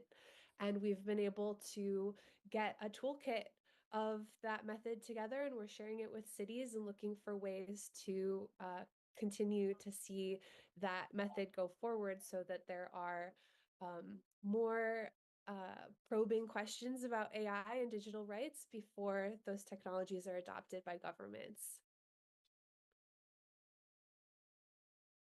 Cool. So maybe we just dive into the questions that that Hector passed along. He suggested we start with what our main concerns and hopes are when looking at AI. Do one of you want to take that first? I'll try. I'll give it a go, and then turn it back to you or Meg. So I have a couple pressing concerns. I am, although the buzz these days is about generative AI and chatbots and generating text and images and so forth. What I'm concerned about is the focus on that, taking the focus off of the immediate stuff that we know is still a problem, like surveillance uses. Again, like the kinds of things that Senator Merkley really did a great job of acknowledging that we in Portland have policies about, the sort of surveillance in retail spaces, right? And really the kind of the normalization of that, um, as if it's an okay part of everyday life when arguably it's not, and still needs to be handled with care. The other thing that I wanted to raise, because I think not a lot of people know about this, unless you're kind of really in this field, is the emissions and energy use from AI and particularly because of the turn to generative AI, has really become quite concerning. And we can see there are plenty of news articles about this. It's really putting even the emission side alone, or even if you take that off the equation, it's putting tremendous pressure on the energy systems, energy pricing, how the grid works, and even local emissions, right? Data centers have backup energy. Too often that is diesel. So we're seeing a lot of real issues with local emissions, which again, here in Portland, we also have other local emissions issues. So I think those are my top two. So I'll turn it over to you. Megan? Meg. There's so many Megs. Turn it over to Amy. After you, Megan. Yeah. Okay, cool. I mean, I would say my concerns, I think, are very common and not specific. I think my primary concern around specifically generative AI is how do we embrace this technology while minimizing harms, right? It can be very transformative, but it's moving so quickly that I think we've just sort of, like you said, Dawn, kind of accept that some of these things are just the way that they have to be. And I don't think that that's necessarily true. And then, I think as we've been navigating the last couple years, one of the challenges has been how do we have a pragmatic view of what's actually happening and not be pulled to these extremes, either the doom or the optimism extreme, because we're in this just like messy middle situation. And so it's just been really a challenge to like hold both of them. For hope, I mean, I think hope is like easy to find in this space sometimes when we look at like how generative AI can raise the floor for people in terms of abilities to communicate in ways that they maybe couldn't communicate before. I think that is very democratizing and very door opening for folks. And then like how generative AI and other AI tools can help like improve human lives. Like this is a possibility, and that makes me feel very hopeful. Meg? Thanks, Megan. You put it well about trying to walk that tension between doom and optimism, and that resonates for sure. I think that one thing I'm concerned about is that the optimism for AI can sometimes really add to the mystery and lack of understanding around it, that there's this some people think of it as a marketing label, that AI is just kind of black boxed as this thing that's of the future. And if you want to be part of the future, then you need to adopt AI and get involved and move quickly. And that adds to a sense that people aren't empowered to ask critical questions, or that they're not prepared to understand how it works. And so I would really like to help allay people's concerns that they are absolutely able to keep up and understand, and that some of it is just a matter of seeing through the hype cycle. And I share your hope about the way that generative AI might be able to democratize access to some things in some cases, like access to benefits. If we're talking about a process in government that would take a lot of paperwork or a lot of very arcane rules, it's possible to imagine a point in the future where AI might be able to make the on-ramp for some people more easy and more navigable. But overall, it's so important that we keep in mind what Dawn said, which is that the environmental impacts of these uses of AI are so huge. So before we start folding them into everything or seeing them as the default way forward, it's much more important that we narrowly target the appropriate uses for them and then focus on getting those right so that they're less error prone, and not trying to integrate them to everything as quickly as we can to be part of the wave of the future. You don't mind, I'd love to jump in and just really echo that sentiment. It just couldn't have been said better. There's that gap, right? The AI is magical, AI is going to take over, AI is, right, as if we were heading to some general intelligence, or like there's a science fiction side to it that adds to this mystique. And, to your point, Meg, when you go from that to what is this actually good for? Right. That's where, and frankly, that's where my hope is for 2025, is that we get to a focus on what is this stuff actually good for. We've been doing some of that in our research lab. For example, our two of my colleagues, Chris Prasad and Elizabeth Watkins, have been looking at what are people actually doing with meeting summaries, right? So you get your transcript from whatever the meeting service is, right? You run it through whatever it is and summarizes the meeting for better or worse. And what we found was that it not only took a burden off of folks, but it made sure that, that actually got done. Right? And that information was flowing for people who weren't included in the meeting. And not only that, it actually had this nice effect of redistributing the labor of keeping minutes in a fairer way, right? It wasn't just the lowest person on the totem pole.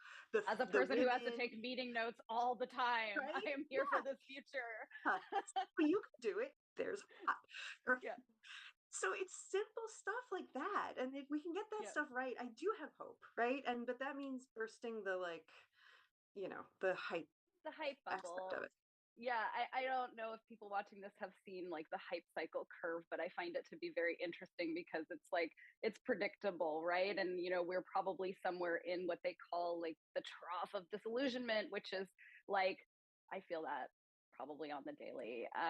But you're talking about the place I think that Gartner describes as like the plateau of productivity, where we finally figured out that like this is what it does well. This is not worth it. Like here are the places where we should definitely be using it. We can be productive, and all this other stuff was not worth it. I look forward to that place all the time. Should we dive into the questions about digital rights and the possibility of embedding it into AI solutions? Anyone? Should I go?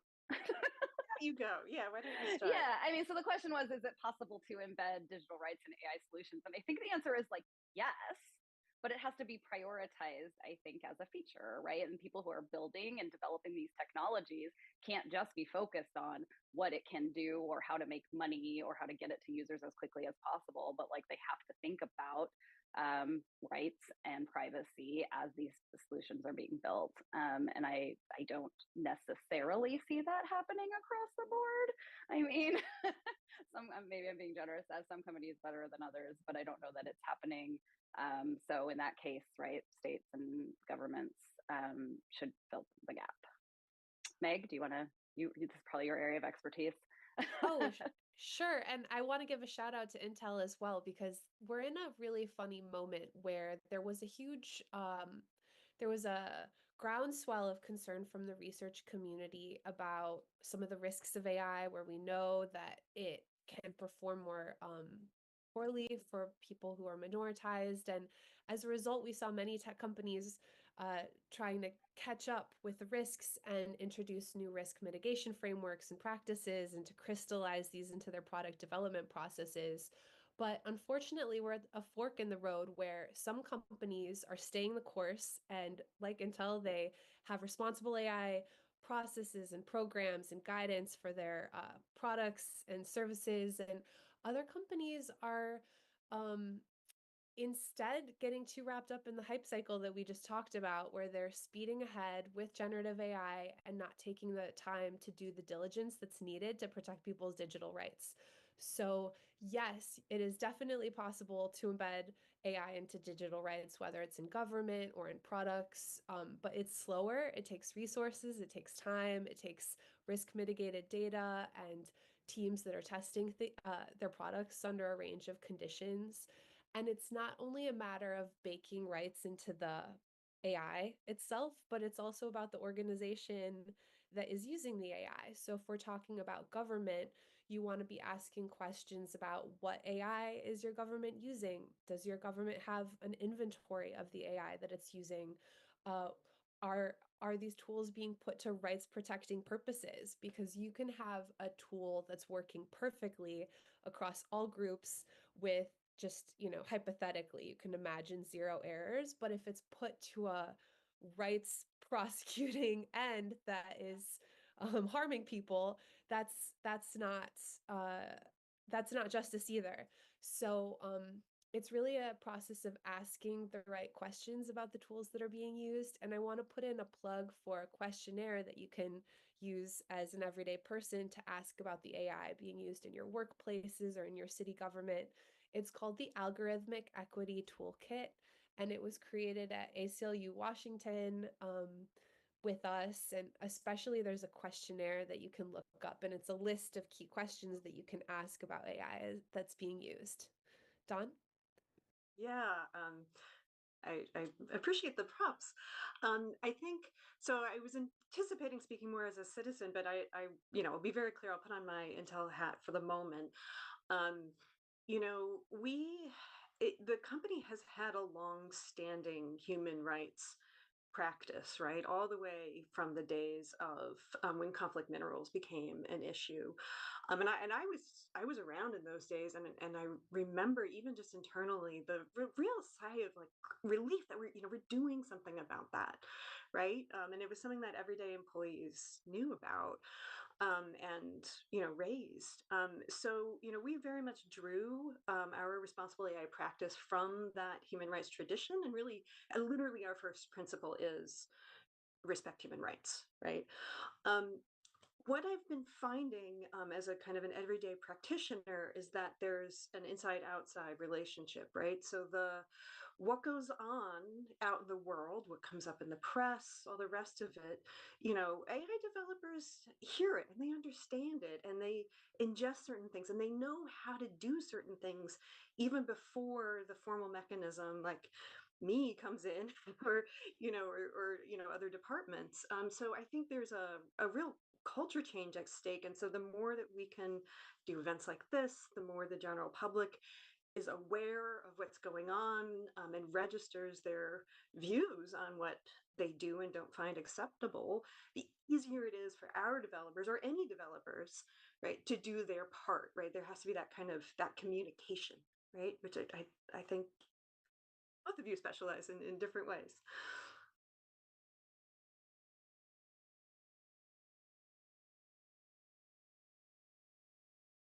So I guess since I've got the floor, I mean, our last question is how do you protect human rights in times of AI?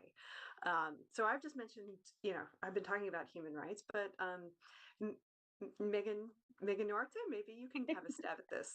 Yeah, sure. I mean, sometimes when I get questions like this, I often think about what's different about the era we're in compared to other eras we've been in before, right? And because you can look to things, oftentimes people will say, oh, I'm worried about this one thing related to AI. And we're like, well, we had the same concerns when the rise of the internet or mobile phones or whatever. Like, we're having a lot of the same conversations. And that could be very interesting because you can look back and say, like, well, what really happened? How much did that concern come to fruition? And so when I think about like how do you protect human rights in the times of AI, I think like what's really different here? Is there something different? And I think the answer is yes. I think anyway. Like I think that the speed and pace of innovation is like Meg said earlier, like it's moving so quickly without the proper constraints and oversight. There's also an incredible lack of transparency, both from like what companies are doing, but also the tech itself. It's like very black box. It's hard to tell what it's doing. So So like, yes, this is different, and what do we do now?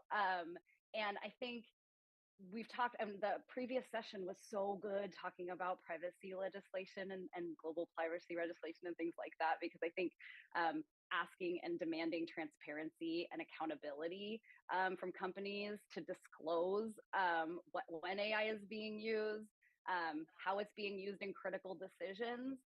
The accountability, the Algorithmic Accountability Act that Senator Wyden has put forth, I think is a huge step forward. So, supporting things like that and talking about that and getting people to kind of activate around that is, I think, really important. My favorite pet goal that will probably never happen is U.S. federal privacy legislation, right? Which they talked about a lot earlier. But I'm gonna keep saying that because, like, maybe one day, one day we will get this. And then finally, we talked about this a lot already today, which is just like education, right? End users, individuals need to understand what this technology is. And like Meg said earlier, like, it is understandable by regular folks. Like, we can understand what's happening. It's not magic, although it seems magical sometimes. So educating people on how these systems work, how to combat bias in their use of these systems and things like that. I feel like those steps are good, I don't know, steps to like protecting human and digital rights. Dawn, do you want to take it next?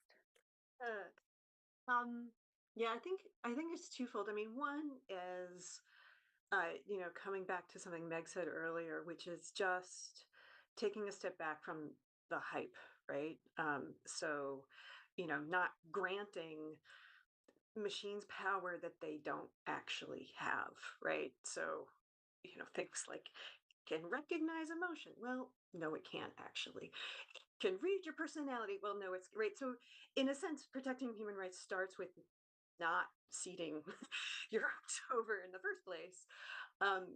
It's sort of one angle. Another is, getting back to Megan, what you were saying about the policy environment. And here I'm speaking very much as a citizen, not anything more than that.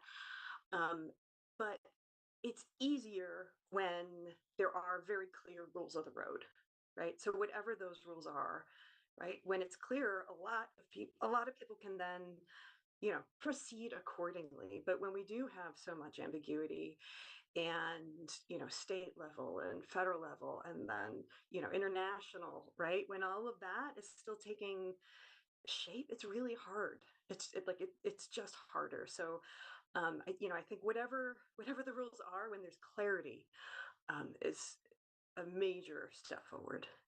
So Meg, what do you think? Gosh, y'all have come up with such important ones already. So protecting human rights in times of AI.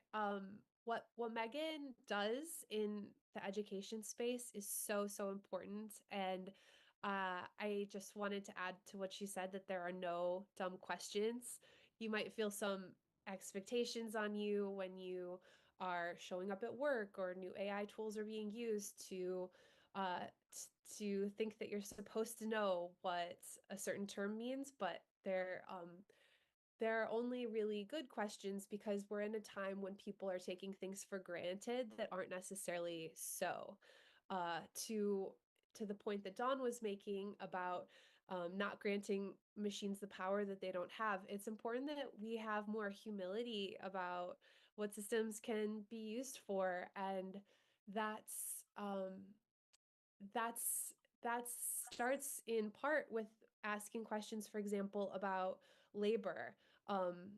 When there's a new system being adopted, you can ask whose labor would this be uh, replacing, or what kind of labor would this be replacing, and what are the things that we get by having humans do it instead, or what were the kinds of labor that made the system possible? Like, behind the scenes, there are a lot of people that are having to manually tag data or create the data sets that make AI run in the first place. And so human rights it's not just an output of the system, but you need to think about it as every step of creation along the way to the system being developed. Let's see. I think also just slowing down. We don't have to put ChatGPT into the tools and systems that we're using. There's a lot of excitement about seeing what it can be used for, but it's possible that it won't be able to meet our expectations. And so just the reassurance of knowing that it's okay to take a beat and learn from what other people's early experiments are in this direction before trying to keep up. I think we have a few minutes maybe for some of the like our own questions we had for each other. I know Meg, you shared some earlier. What were you going to say, Don? Yeah, you had a good question, which is, we're speaking to a very public audience, right? Portlanders. What could an ordinary person do, in your opinion, to protect their own digital rights? Like, where should they start?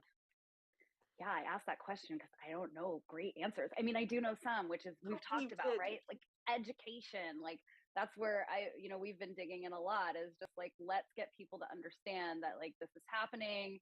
You are not behind. Like Meg said, ask the great questions, and then try to learn. Because I think once we understand this a little bit better, we can start to see where the edges are, see what things are really concerning, what things maybe are okay, and that is empowering. What would you say, Dawn? Like, did you? Yeah, I mean, it's a great question. I'd say along those lines, not being afraid to ask, what the heck is this? Is a really good place to start. I also think there's some merit to tinkering and asking questions of whoever it is that's providing you the technology. Like, how does this actually work again? Like, you tell me, right? Where's my data going?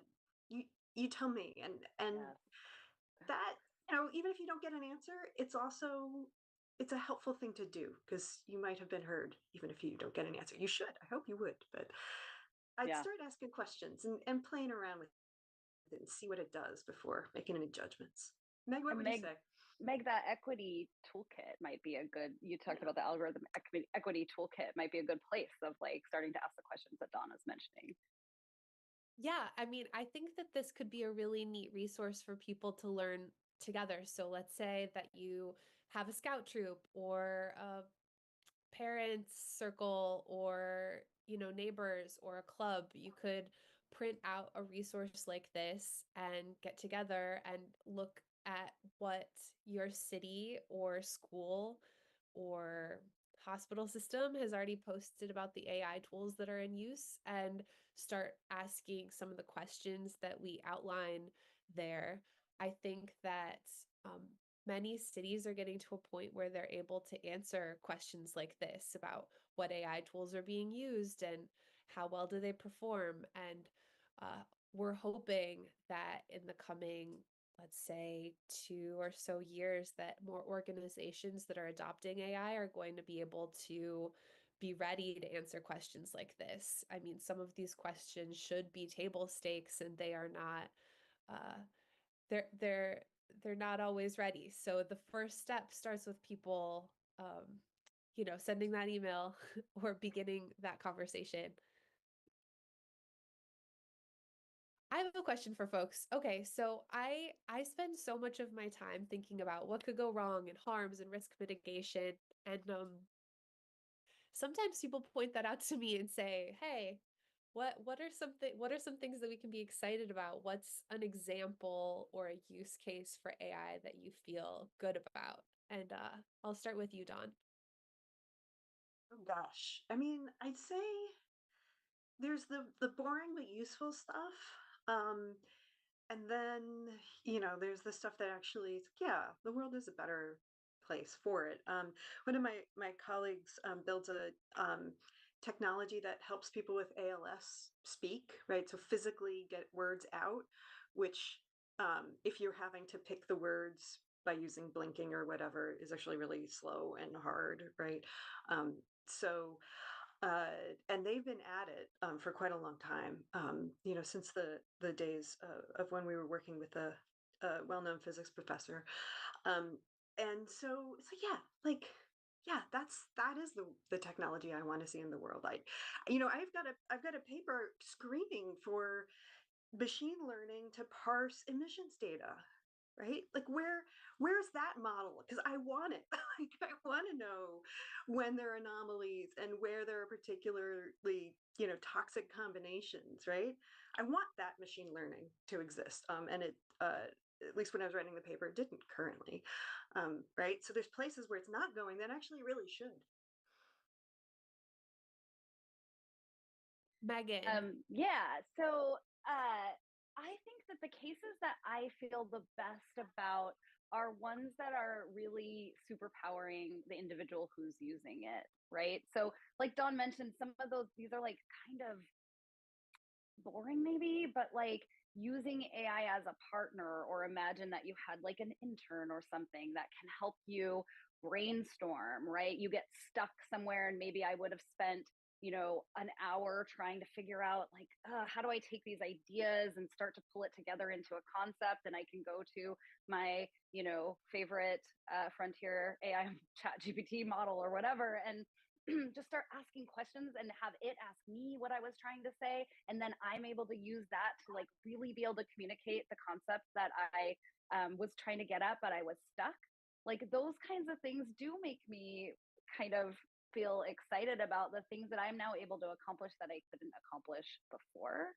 And I feel good about those uses for sure. And I mean, yes, the use that you're talking about, Dawn, like that stuff is transformational, and like, oh my gosh, I can't wait to see more of that stuff happen. We talk about like access, right? That's a case of giving access to communication to someone who maybe couldn't do that before. Like that's pretty cool. What about you, Meg? Are there some that you I do have one for us, and I think it goes to this bigger question that you can also ask about systems in your everyday life, which is uh, who decided that this was a problem that needed to be solved with AI? Like, what is the problem? Who says that this is the problem? And could this problem be reshaped from the perspective of the people that would be directly impacted by the system? So you see really exciting uses for AI when it's the people who are impacted in the driver's seat of what AI is getting created. And for example, there are artists now that are starting to think about tools that could help them protect their rights with AI and generative AI.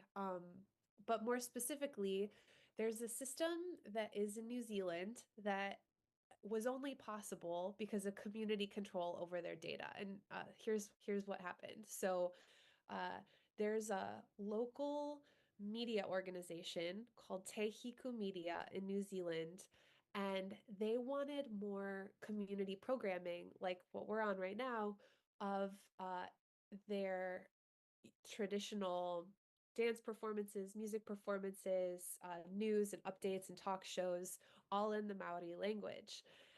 And so this media organization started their own online platform with video storage and streaming and a whole website where they were beaming Maori language to so many speakers in the area and in the diaspora. And eventually they realized they had a huge corpus, it's called, like a big data set of Maori language being spoken by Maori speakers in the correct pronunciation and dialect. So they decided to create their own AI on their own data set that could help correct people's pronunciation for language preservation. And it's tools like this that make you realize that there are so many applications that we probably haven't even thought about, because the amount of technical expertise and data storage and developer talent that you would need to create a tool like that is usually in just a small number of people or organizations and not evenly distributed. So we can expect to see some more exciting tools like that as more people get access. That's super cool. Love those stories. Hector, is it time for Q&A? Okay, cool. Yeah, well, thank you so much. This has been a great conversation. and so many different topics here. Yeah, well, I wonder if there is a comment here. AI evolves all of us, regardless of it or how we use it, considering the large impacts it has on our environment and especially the global south. Yes, that's very true. Then another comment. I'm excited for the niche AI like mapping chromosomes, quantum computing, etc. Too. So there are a lot of these coming up technologies. And we got a question, really long question. Okay, as we talk about digital rights and digital equity, it is clear that the communities most impacted by the digital divide and exploitation are same communities on the front lines on the climate crisis. As mentioned, the immense energy and water use of AI rapidly exacerbating the climate crisis, therefore putting these communities in even more danger of displacement, negative health outcomes, and death. How do you reconcile this in your equity work? Thank you, Dallas. Thank you for bringing attention to this. Even your question is a form of advocacy, and it is so needed. At Dated Society, in response to this pressing need, we just started a new climate program led by Tamara Knies, who used to be at Intel. So Tamara Knies is a great person to watch in this space, and one of the planned next steps is to take the conversations that we've been having with community-based organizations about AI impacts and instead talk about data centers and environmental impacts, and to have uh, some process of documenting these and making them more visible to policymakers so that the environmental impacts are appropriately considered in decision making about data center permitting and energy use as well. I know, though, that Dawn is an expert in this area, so I want to quickly ask Dawn, would you like to add anything on that? Um, I will just confess, I've been eyeing the second question and wondering how I'm going to respond to it. So I will not actually add much. That, I think these are great questions, and we need a lot of consideration. Meg, your answer was really good. I think for my part on that question, Dallas, is I've really been focusing on basic literacy and education so that the folks who are impacted by these changes and these impacts to their community can participate and understand what's happening and impact how the technology is developing. since I did nod to it, I don't want to pretend that Dallas's second question doesn't exist. Yeah. Which is about the boycott, divestment, and sanctions list, and Intel's involvement with the with Israel. I will say I am not an Intel official spokesperson. I am in no way qualified to answer this question directly. The one thing I will say as a person and as an employee is that it is impossible to have 100,000 people and expect consensus, right? So just as everybody's different, right? So are we. That's all I'll say. Right. Along those lines, because that's also something that involves my work. Sometimes the use of artificial intelligence in warfare, for instance, in like global crisis that impacts specific regions. And I wonder about the ethics of all that when talking about companies, talking about like campaigns like this one, boycotts and things like that. What would be like, as you mentioned, Don, there is no consensus. Everybody has their own experience, their own beliefs, and but I wonder if you have any thoughts. All of you have any thoughts on these global issues? You know, the use of like more deep issues, ethical issues human rights connections, as we mentioned in some of these conversations. The use of AI. When we are using AI for the solving our problems really and having this transparency locally, I think we have better control than when we are looking into these more larger issues, right? Yeah. I mean, I think this is one area where, regardless of views, it is absolutely worth staying up at night about, right? Even without the AI involved, right? We're talking about war, violence, right? That is among the hardest questions to ask. I'm not going to pretend to have a off the cuff answer in public, but you are right to raise it, and this absolutely should be a matter of a public debate as well as discussion within different organizations about how to relate to that.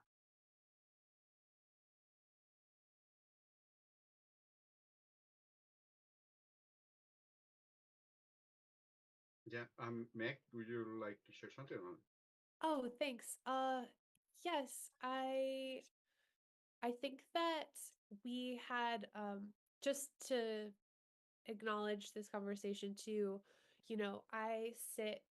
I'm one member in a larger community of people that are thinking about the fairness, accountability, and transparency of AI. It's a research conference mostly for academics, and a lot of the same topics that are being raised in this conversation also have been very present in that community, especially this year. And the collective thinking is leaning toward what would programming look like, where you could have experts and conversations that are explicitly focused all day on this set of topics, and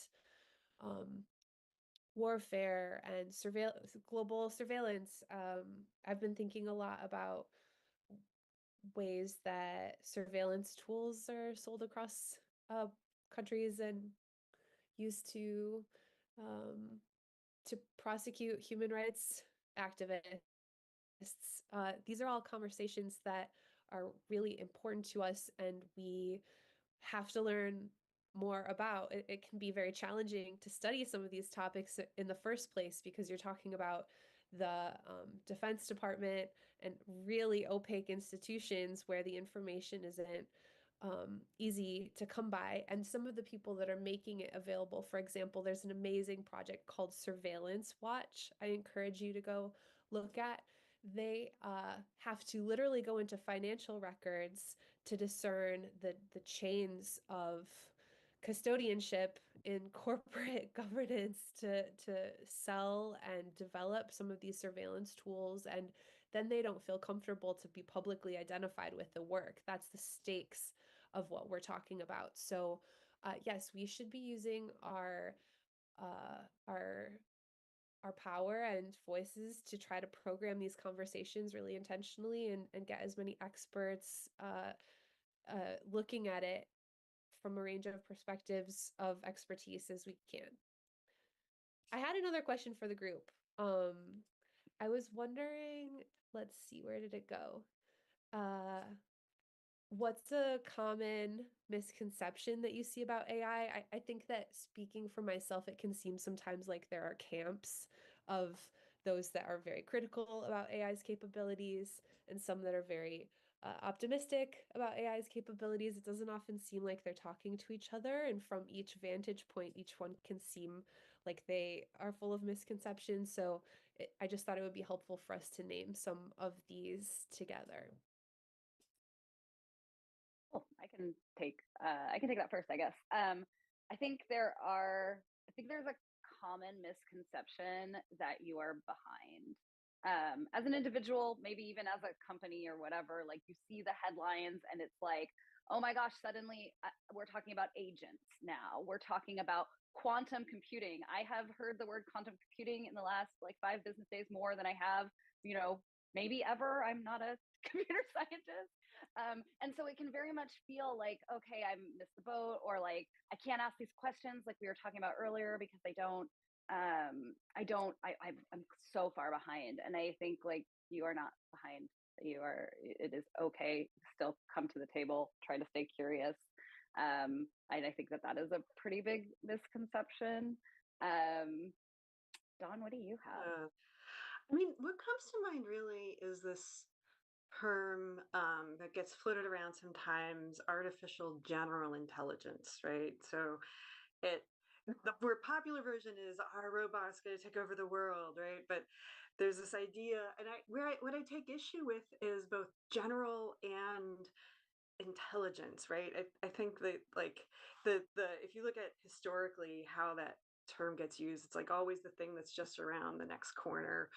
um, and so the bar always changes about what do we mean by general exactly, like general to what, right? I mean, we're talking with primarily English language speaking technologies to begin with, so general, I don't think so. And then intelligence, right? So there's a lot of rhetoric about, like, you see all like the media stuff with like AI. Oh, there's like a picture of a brain and it's blue for some reason. And it's like, well, what form of it, what do you mean by human intelligence? Because there's a lot of humans, and it's not exactly clear what, the other thing is of course there are plenty of other ways of being in the world that have their own kind of intelligence that's, not like a human. So is this really what we want? So I think both of those forms of rhetoric are just distracting and frankly silly. So I'd like to take them off the table if I could. All right. Meg. Oh, I just wanted to add to what Don was saying because I really hear this a lot too. There's so many people who sincerely think that AI is going to become sentient soon, and a lot of the scenarios that they talk about um, have so much frictionlessness attached to, for example, like uh, the information that AI will be able to get, that it'll be able to like get all the information in real time very quickly, and also that it'll be able to act on the world very fluidly.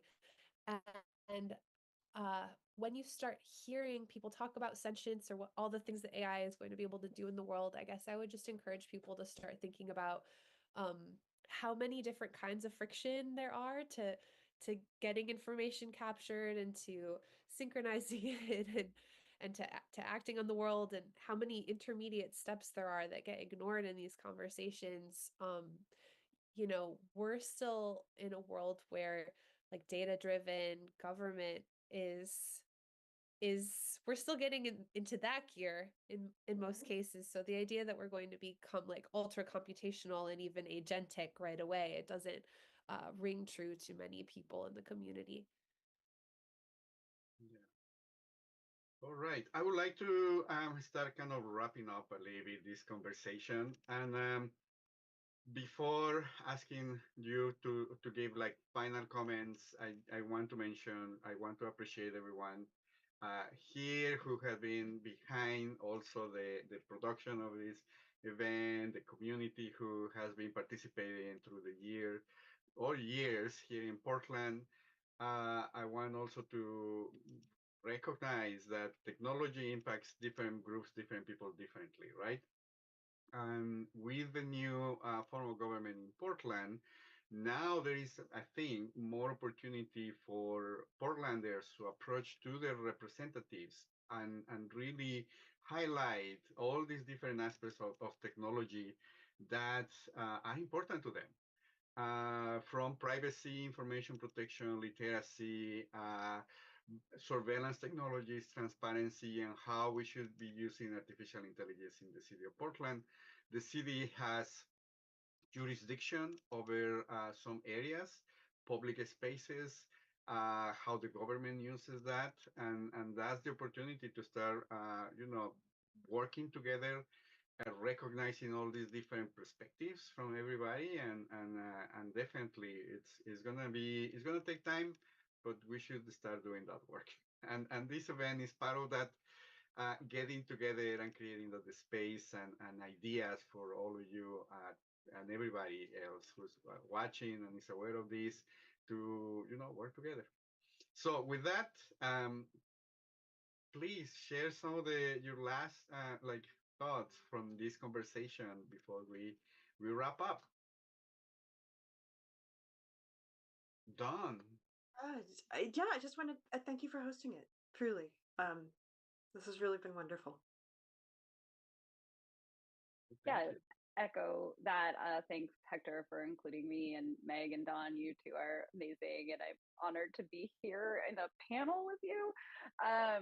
I think final thoughts, is I would just encourage people to resist being super overwhelmed. I get overwhelmed probably once a week about the pace and what's happening, and it can be very scary. And try to stay at the table, stay curious, ask questions. We need people to be engaged. We need everyone to help shape what is happening and what is coming our way. I agree. It's been an awesome thing to connect with you all. I hope to, continue the conversation in some way. And I guess my parting thought would be that I just came last week from something called the GovAI Coalition Summit. And what that is a lot of city governments and people like Hector who are thinking hard about AI governance and meeting in a single space to try to share lessons learned and what's working. And there are a lot of people that are excited about AI without them having a crystal clear idea of what it should be useful for. And so as an everyday person, I guess my main takeaway for you would be to not be afraid to give feedback about what you see AI being used for. If you have skepticism about it, we've talked already a lot about how that should be welcome. But yes, to identify things that you think could work better. If there's some part of your everyday experience, for example, with government that seems like it isn't working as well as it could, they are looking for new use cases, and you could always suggest that it might be an area to put AI toward, because we really need a lot fewer digital rights impacting AI and a lot more service support where it could help save people time and get people access. So that's my parting thought. Well, with that, Dawn, I don't know. Do you have any parting thought or? I'm just gonna echo the last sentiment of asking hard questions, even when it's hard questions of me. Well, thank you, everyone, and thank you everyone who joined the live session here, and those who are watching this live stream. We are going to be editing some of these. We are also going to be sharing resources in our blog post. Please look for the Smart City PDX program at the Bureau of Planning and Sustainability at the City of Portland. With that, we are wrapping up the celebration of the 2024 Digital Rights Day here in the Pacific Northwest, joining other cities across the world. And have a wonderful holiday season, and see you next year for working together and expanding digital rights in the world. Bye for now.